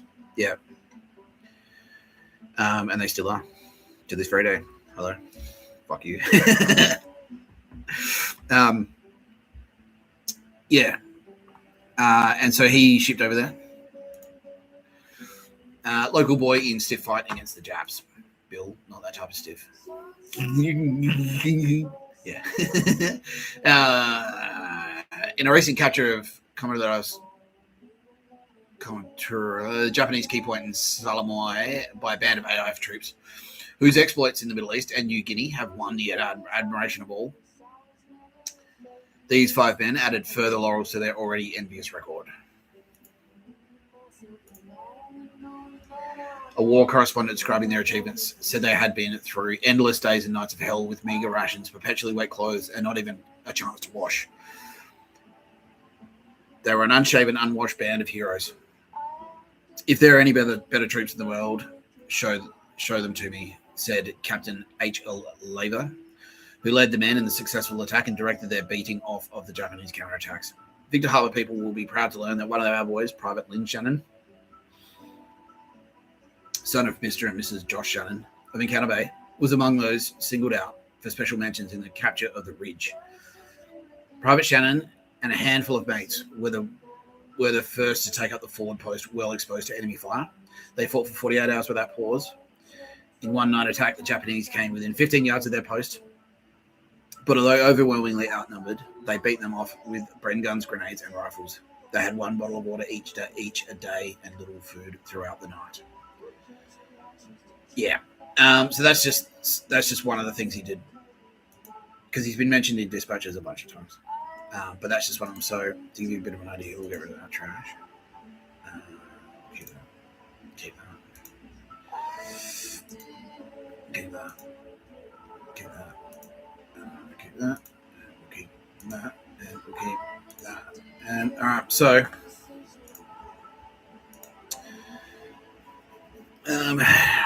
That's the town that he captured.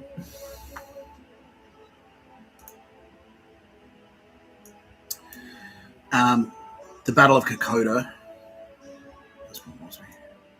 So that's Kokoda there. So basically, the Japanese had landed there. They established beachheads at Gona and Buna. Crossed the Kokoda track goes between Port Moresby and those 2 beaches, and they were trying to cross that ridge there at Kokoda. That's where the Australians stopped them.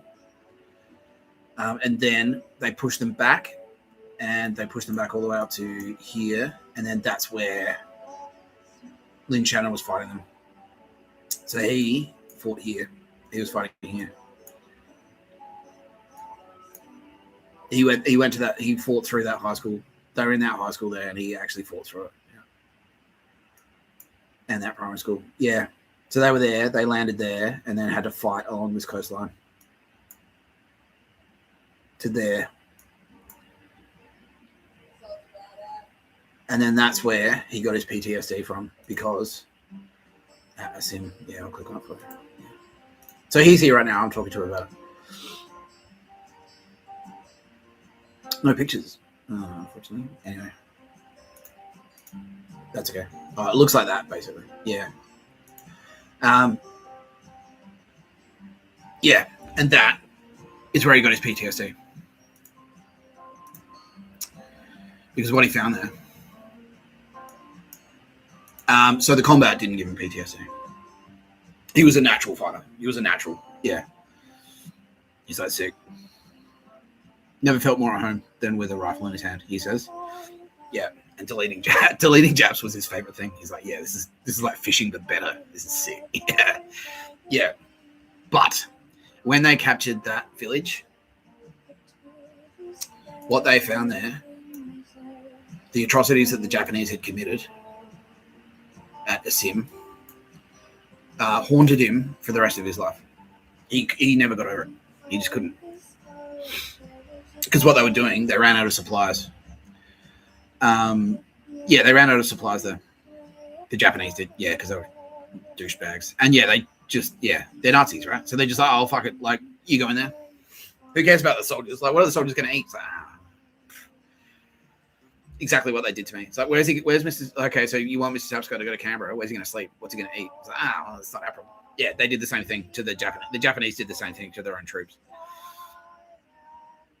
And what they'd done is convince them as well that the local population weren't human, and therefore eating them was fair game. Yeah, it's like they're not human, so you can eat them. It's fine. It's not cannibalism. So what Lindsay Shannon found and the other ANZACs found were bodies still in the pots, and they were boiling them alive because they had this, and it was just like a sick torture thing as well. Yeah, it was fucked up. It was fucked up. Now, boiling alive.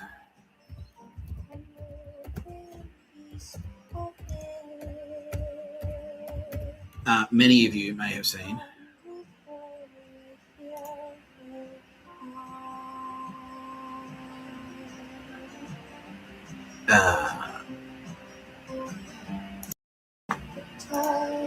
this show,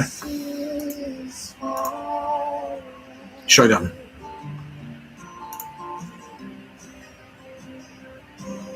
And that is detailed. The first episode. That's like death by boiling. There you go. We can click on that.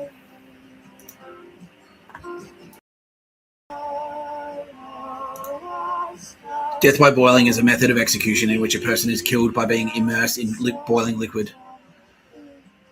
Historical practice. Used in Europe, Asia, Japan. Yeah. 16th century Japan. The semi-legendary Japanese bandit and his son were boiled alive in the 1590s by Hideyoshi. In 1675, Sikh martyr was boiled to death. Anyway, the point is, yeah. So that's why he's pissed. Yeah, so anyway, if you watch the TV show Shogun, they do that in the first episode. They boil someone alive.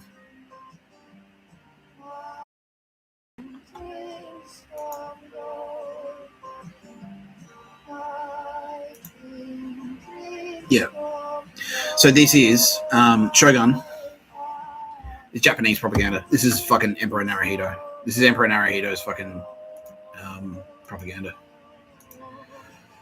Yeah. Naruhito put this scene in. He's like, put that in. Yeah, make sure that gets in there. Yeah. Because he was planning to do it. He was planning to start executing people by boiling them alive. And that's what Lindsay Shannon witnessed. Because when they rolled into that village, that's what they'd been doing. And then they're like, well, if they're not human, we've been boiling them alive. Why waste the meat, right? Yeah. Why waste the meat? So they're eating, yeah. Yeah. And Lindsay Shannon never recovered, and many of his comrades never recovered either. Yeah. It was horrifying. And so that's why he's like, nah, you can't. These fucking spastics. That made his ghost extremely angry. When the death squads.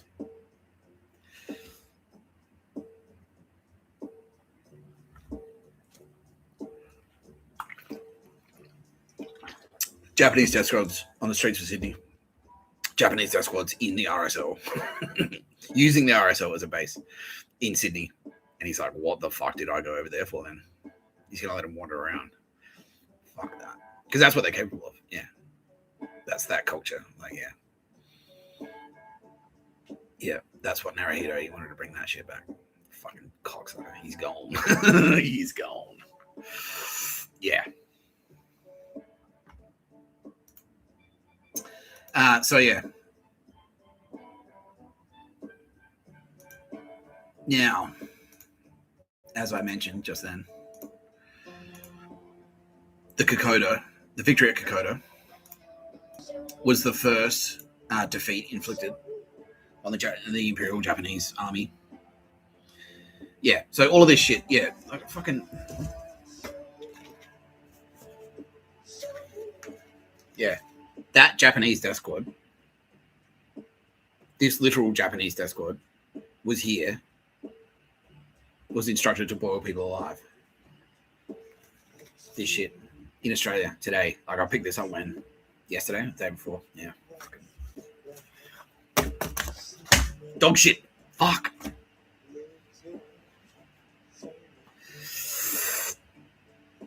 Fuck. Motherfuckers. Anyway. Yeah, fuck you, Japan.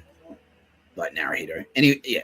I know like 99.99% of Japanese people are lovely and I'm like, I can't fucking. Look, we're complicit as well. Australia is complicit. We've got Australian cocksuckers here as well. They were helping. Like, yeah, we've got Australian traders. And that's why the traders were like, no. If you're, and that's why Lindsay Shannon is so appalled, because my mum was a Nazi. She was helping them. And he's like, what the fuck? Like, my daughter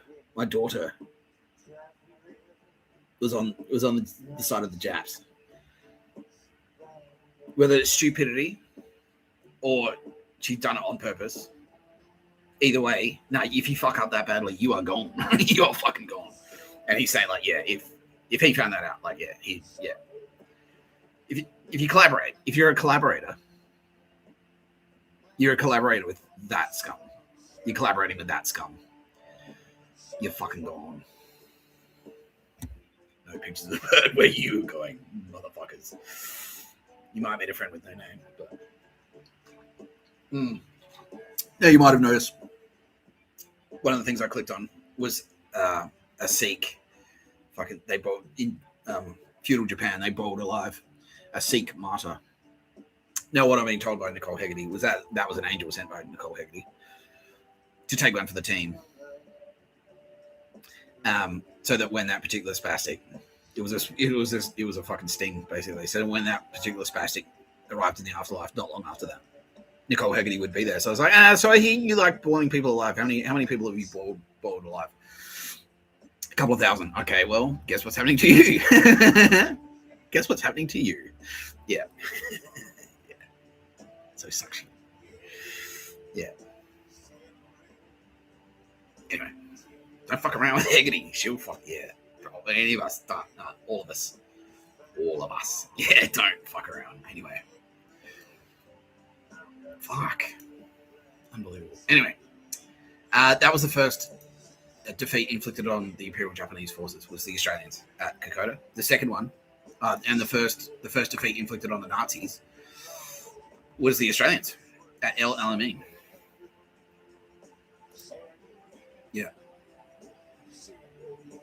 Yeah. Second Battle of El Alamein was a crucial Allied victory against German Field Marshal Rommel, preventing Axis control of Egypt, the Suez Canal, and the Middle East. Commanders, British General Montgomery led the 8th Army against Rommel's forces, with Australian troops playing a key role. Impact. Winston Churchill famously stated that before El Alamein, the Allies had not known victory, and after, they had not known defeat. That's true. Okay.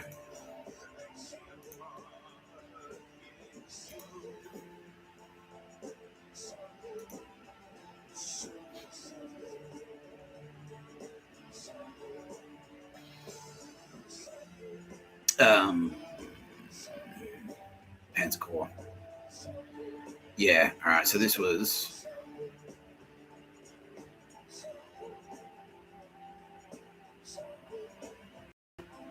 November 11th, 1942. Yeah. Yeah, they managed to beat back the Panzers. And guess which fucking strategy they used to do that? Come right on in. Why don't you come right on in? And then I was yeah. And like, shoot him in the back. They let him in. They let him in. It's like, oh, come right on in. Like, this is easy. Yeah, cool. Suck shit, you fucking spastics. We've done it to you again. You fell for it again. We're onto your pictures of a bird scheme. You're just going to mark yourselves first. Like, oh, cool. And then I'll just walk around casually. It's like, all right, so, yeah, pictures of a bird. Yeah, okay, yeah, cool. Thanks. We'll be in touch. Yeah.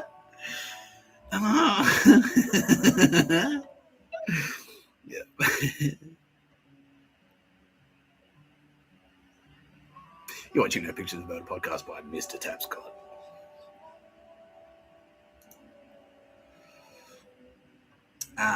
Okay, but there was also a very important battle, and that was the Battle of Tobruk, because they're under siege. Basically, the Australians and the Kiwis were under siege. The ANZACs, and they just couldn't shake them. They just couldn't get rid of them. That's the British Navy there, the Tobruk Ferry naval route. Yeah. The German broadcaster Lord Haw called them rats trapped in their holes. Soldiers adapted their name proudly, signifying their tenacious survival. Now, that's kind of important because, and Always Sunny, you know what I'm talking about. One of the criticisms of one of the things I was saying about Mr. Tapscott was calling him a rat. It's like, you're a rat. Yeah, you're a risky rat. That was CIA propaganda. And that's what that's actually. Oh, that's where I saw it. Okay. Yeah, units involved. Australians, but also British, Indian, Polish troops. So, yeah, Australians and that's why. Yeah, legacy. The experience created a strong bond, especially with the Polish troops, leading to lasting associations and memorials in Australia. And that's why.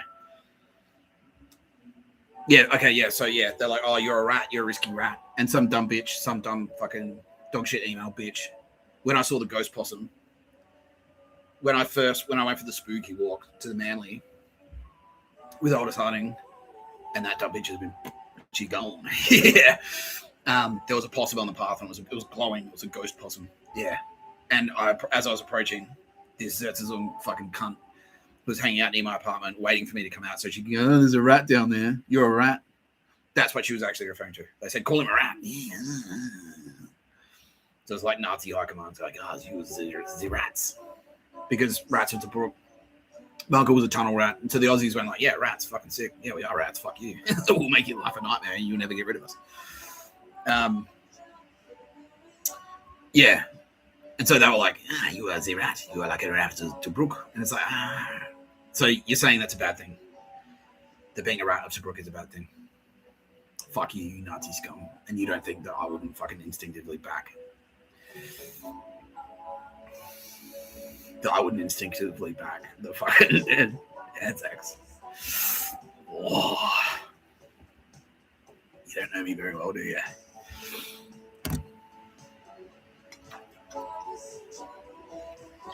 But no, don't worry about it. I'm just a weapon.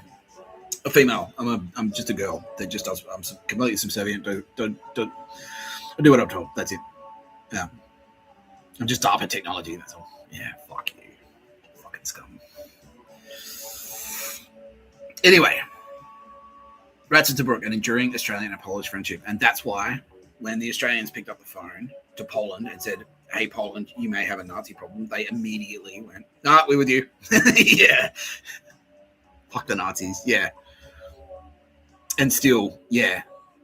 Poland now the Polish military are saying like Poland now is basically like it's the military basically like they're in their bases, they're armed to the fucking teeth.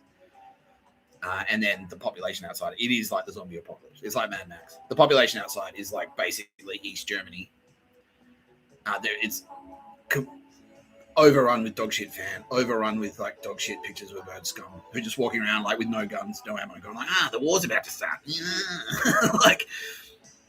like retarded cattle. All they can do is dog shit emails. All they can do is dog shit fan. All they can do is pictures of a bird. all they can do is like Zertism, which we've countered. Like all of this technology counters it easily. Just get the right pair of headphones. And then we got like, yeah, then they've started doing their surgical strikes. They've started doing their raids. It's like, okay, well, intelligence, like, yeah, Mossad just goes, so anyway, Poland, 33 Jindabyne Street or whatever the fuck, like Warsaw Street, Warsaw. It's like, all right, cool. Ding dong. Like, yes. Like, we're looking for the picture of a bird. Goodbye. Like, yeah. Yeah.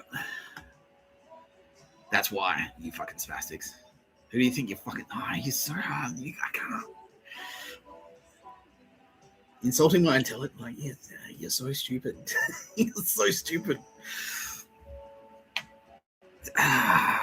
You assume that we're as dumb as you. That's... No. No. How?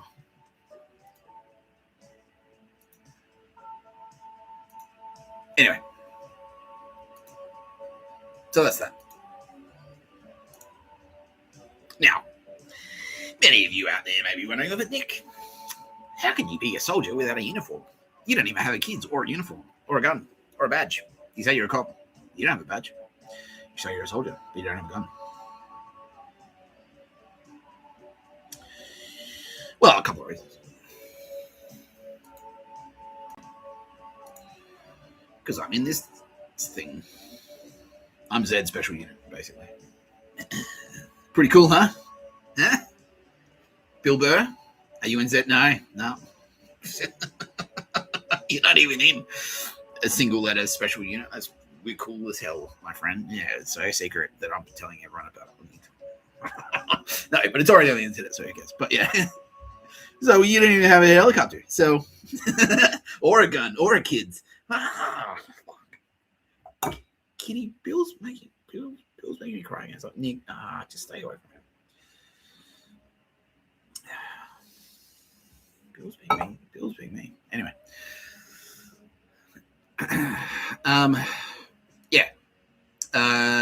So this is important. So Z Special Unit, Joint Allied Special Forces Unit, formed during the Second World War to operate behind Japanese lines in Southeast Asia. So,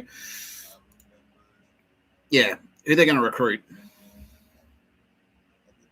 to fight fucking dog shit Yakuza imperialist Japanese scum who are here to enslave us? It's Mr. Tapscott, obviously, you fucking faggots, and you thought I was on yours. I mean, to be fair, you did try and kill me a bunch of times, but we saw that coming, didn't we, Shinzo? Where's Shinzo? Where is he? Where'd he go? Anyway. Yeah, so I'm in Z Special Unit. We're a regular. Yeah. Behind the enemy lines, plain clothes. I don't wear fucking uniform, so it's harder to identify me. That's why, you morons. Millie is now saying, "You're welcome." Thanks, Millie. Very lovely. Yeah. Predominantly Australian, Z Special Unit was a specialist clandestine operation, direct action, long-range penetration, sabotage, special reconnaissance unit that included British, Dutch, New Zealand, Timorese, Indonesian members, predominantly operating on Borneo and the islands of the former Dutch East Indies. Yeah, the fucking Nazi strongholds. Yeah, exactly. Special long-range reconnaissance. Special deep strike capabilities. I can go anywhere. I can fly to Perth and find you. Easy. Long-range penetration, Bill Burr.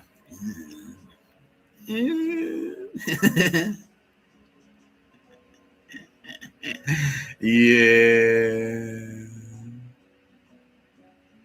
Sabotage, special reconnaissance. Yeah, I can do all of that shit. Yeah. I can do all of it. Guerrilla warfare. Military intelligence. Conduct direct action. I'm fucking coming back, Andromeda. I'm fucking coming back. Yeah, yeah, I can do that. Yeah, that's me. That is me.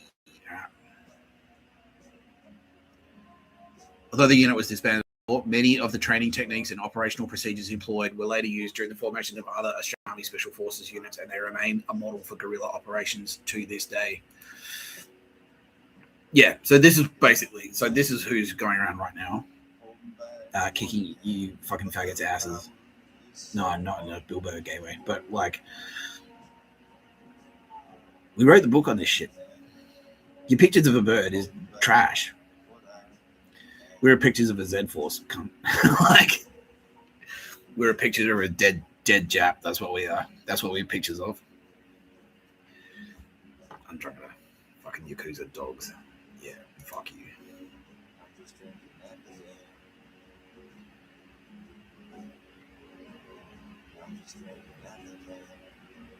That's a Inter-Allied Services Department, ISD. Australian Military Intelligence Special Reconnaissance Unit.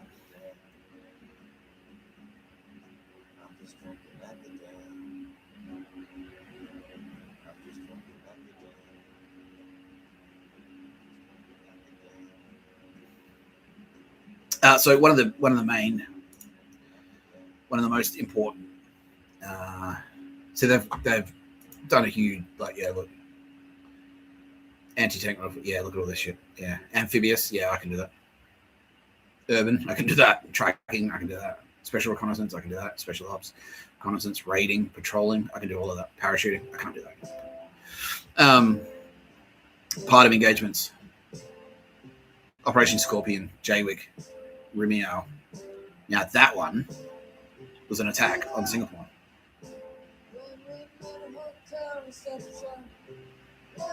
Yeah.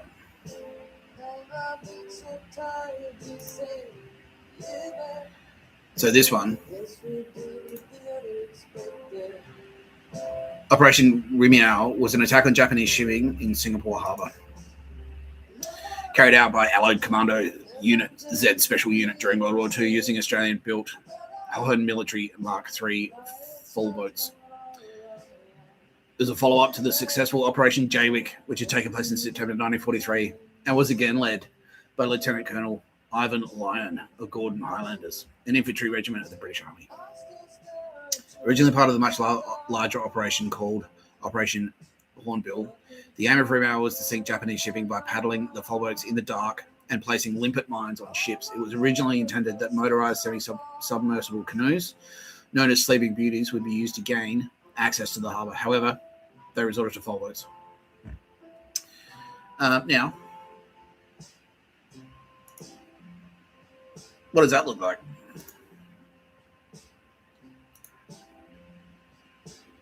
Does that look like one of these?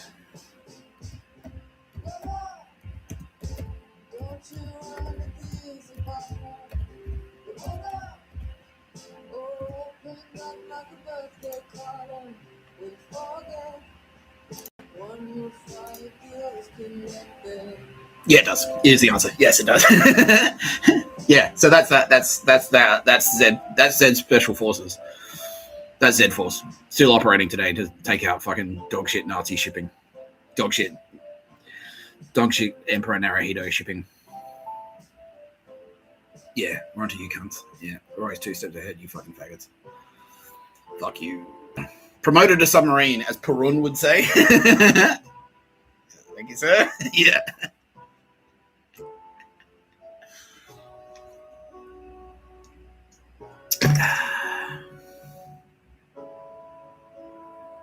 You spastics. You bought a picture of a bird to a Mr. Tapscott fight. You're fucked.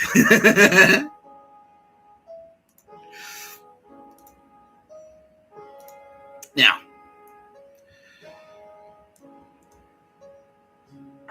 let's talk to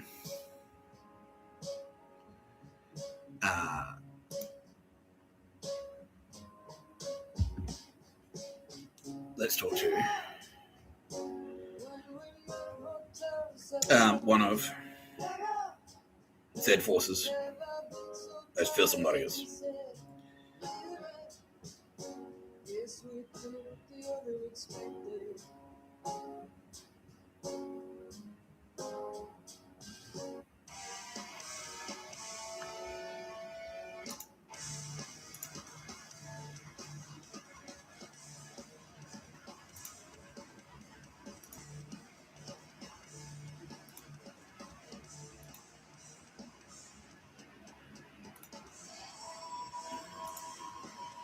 Mr. Xiao, JB on the line.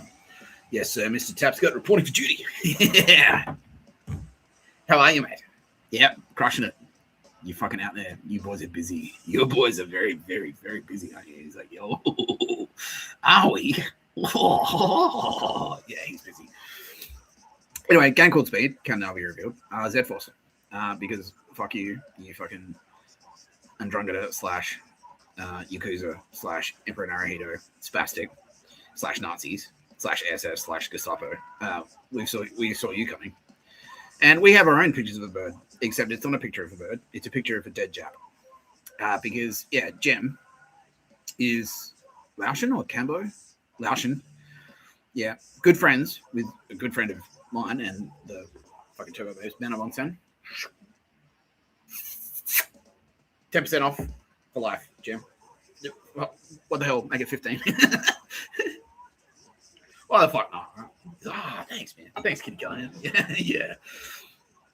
Now, yeah, so they're out there in Lakemba, Cabramatta. They're operational in those areas. They're hooked up with Edward Woodley and Nina Trapton of the Valkyrie. They are ruthless. They are fearsome. They are fearsome warriors. And I will do that. Yeah. So, well, you should play the fucking video, bro.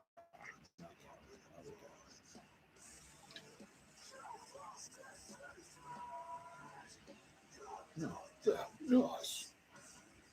So obviously the track is called Not That Nice because nice is a Nazi thing. Yeah, that's a Nazi thing for sure. Anyway.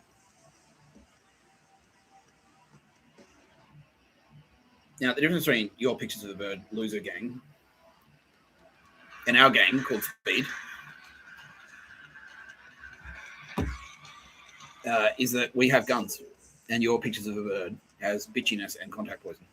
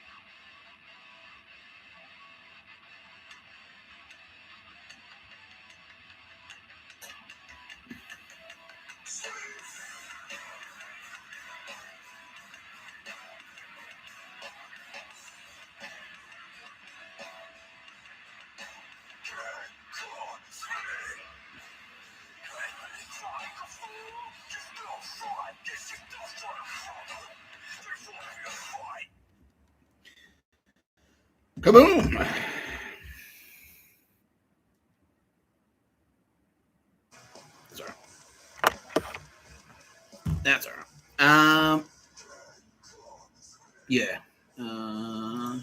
Yeah, I just got a copyright strike. That's all right. But that's all right. We'll put it on Spotify anyway. That's all right. He doesn't care.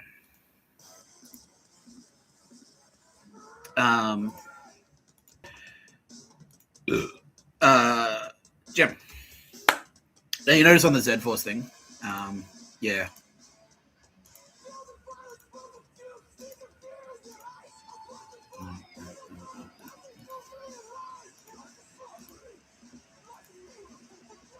Where'd it go? Where's Shinzo?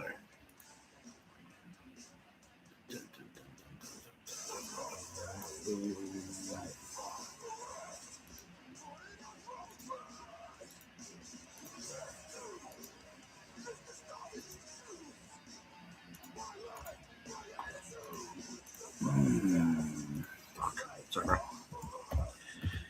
Oh, good, man. Take your time. Oh, good.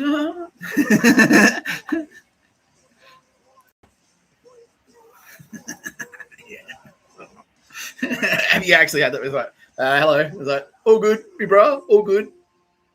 5. Like, oh yeah, bang. Like, yeah, he's like, oh, yeah. They're dog shit fans. Like, you're dog shit fan. Like, can't stop a bullet. You fucking spastic. Absolute retard. Yeah. All right. Now, anyway, there's a line in here somewhere that says it's basically, yeah. So this is a joint operation between, because Australia, Z Force is a joint operation between Australia and Southeast Asia. Because we've all been like, Australians have been active. We've been fighting. There was the Malaysian border crisis. We've been fighting Korea. We've been fighting in fucking Vietnam. We've been fighting in like secret black ops in Cambo and Laos. Black ops in Thailand. Sorry, Thailand. Yeah, they're in here. Yeah. So yeah, the Australian military has a proud history, especially Z Force, of partnering up with non-Nazi, anti-dog shit legends like Jem here and his mates. Because they know when the shit hits the fan, you can fucking count on the Lakemba boys. The hardcore scenesters, yeah. They're fucking psychos. Anyway, this is the network that we're activating to counter your dog shit, absolute fucking shit stained like pictures of a bird network that you advertise. You openly advertise like, hello. Like, don't make it too hard, bang. Yeah. Yeah, he's like, don't worry about it. We're fucking tearing through them. And where are you going to later tonight, Jim? So we're going to Ashfield, Mr. Tapscott. We're going for a beer in Ashfield. Fantastic.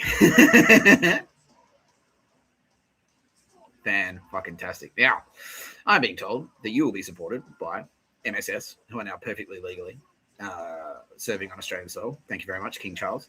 Because King Charles in the background has enacted a whole shit ton of special, because it's all part of the martial law, right? Yeah, martial law is, there's a whole shit ton of special provisions here. You can just go, all right, cool, do this, press this button, beep, and like allied forces can fucking flood Australia perfectly legally and help out.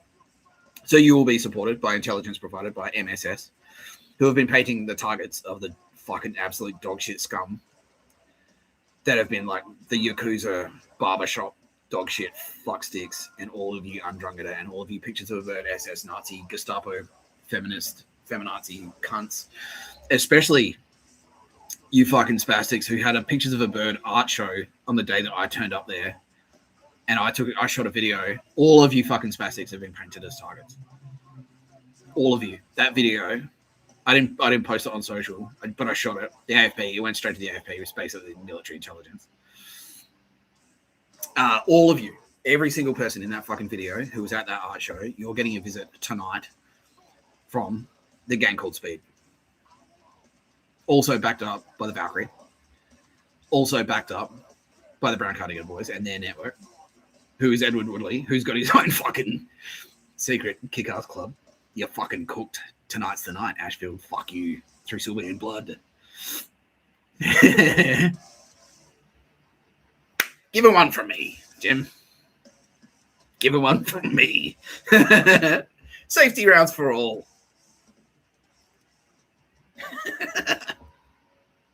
Thank you, Mr. Tapscott.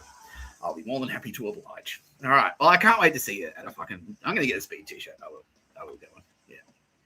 I will get one. Yeah. Kind of gig and shit. Fucking sick, bro. Yeah. Fucking sick. Yeah. Well, legend. Thank you so much for joining me on today's pod. Now we're right at the. That's number one, by the way. The 3:30, the 3:03 mark. 3 hours and 30 minutes. So I'm gonna sign off here, I think. And it's 6:44. That's number one too. Fuck you, Ashfield. Yeah, through Sylvia and blood. China are now saying like you guys are all gonna get, knee deep in fucking Shaolin pussy. Basically, that's the quote. The Shaolin monks are gonna hook you up. This fucking more than you can handle. Yeah, it's gonna be hectic. All right. Yeah, because fuck that. Death squads and shit. Fucking set up murder camps in our fucking city. You're fucking cooked. You'd think we wouldn't react. Nah, fuck you. And immediately, Ashfield. All of you pictures of a fucking bird faggots. I fucking said it straight up. I'm here to paint you as a target. Whatever. I've got contact poison. All good. 5. All good. 5. Me bra. Slow. Brand new. Slow. Well. Bullets. I guess you could argue that the subsonic rounds we will be using are slower than regular bullets. That's true. That is actually true. And their weaponry is brand new. So brand new and slow. That's true. Okay. Cool. Enjoy. Thanks for playing, you fucking spastic losers. Nicole Hegarty will welcome you. It's like, come with me. Who's the worst offender that we're going to take out tonight? Yeah, the worst one is like some guy who's done like 42 with the poison and knives, all Chinese nationals. Yeah. Reap the whirlwind, you fucking spastics. You've been watching No Pictures of a Bird, the podcast by Mr. Tapscott. I'm Mr. Tapscott. How are we doing over there, Stranger Things? Yeah. Fuck you. Fuck you. Thank you for joining me, Lindsay Shannon, ANZAC. Yeah. Everyone's like, yeah, buy it. Yeah, space beers. Ghost beers for Lindsay Shannon. Everyone's saying, yeah, for sure. Yeah. Pour one out into my mouth, preferably. Yeah. Thanks, Roz. Thanks, Sylvia. So, yeah, another cracking episode. Thank you, Mr. Z-Force guy. Yeah, Bill. Z-Force. Pretty cool. So you forgot to iron them, you silly duffer. We're getting married. Me and Tara Bennett. Representing her by the candle. I'm marrying a candle. A candle. My wife is a candle. And also, Kitty Callahan. She's going to be, free wheel alignments for life for you, Mr. Tapscott. She says that knowing full well that I don't actually have a car. So, okay. Oh, thanks, Kitty. Yeah. You've been watching No Pictures of the Bird, podcast by Mr. Tapscott. I'm Mr. Tapscott. Don't forget, like a mobile. Trust it with a capital T. Use the link in the bio. Get yourself some cheap fucking data. Yeah. Goodbye, Nazi scum. Oh, one last thing.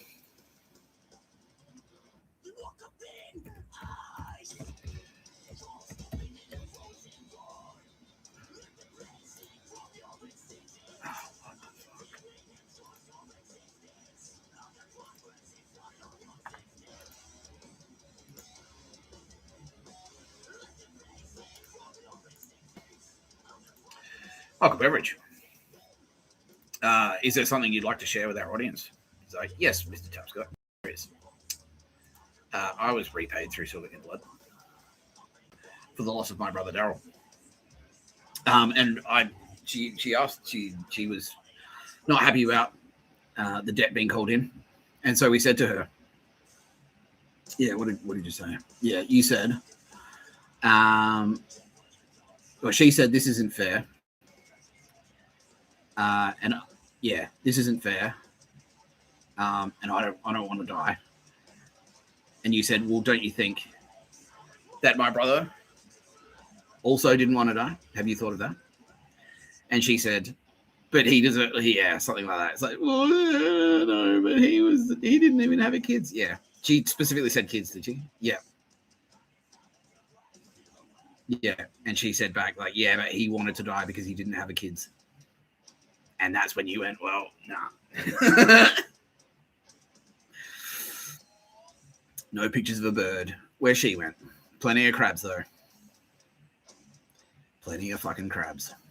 You'll be watching the Pictures of Bird podcast by Mr. Tapscott, not Mr. Tapscott. Yeah, no, all right, cool. Yeah, no, okay, bye-bye.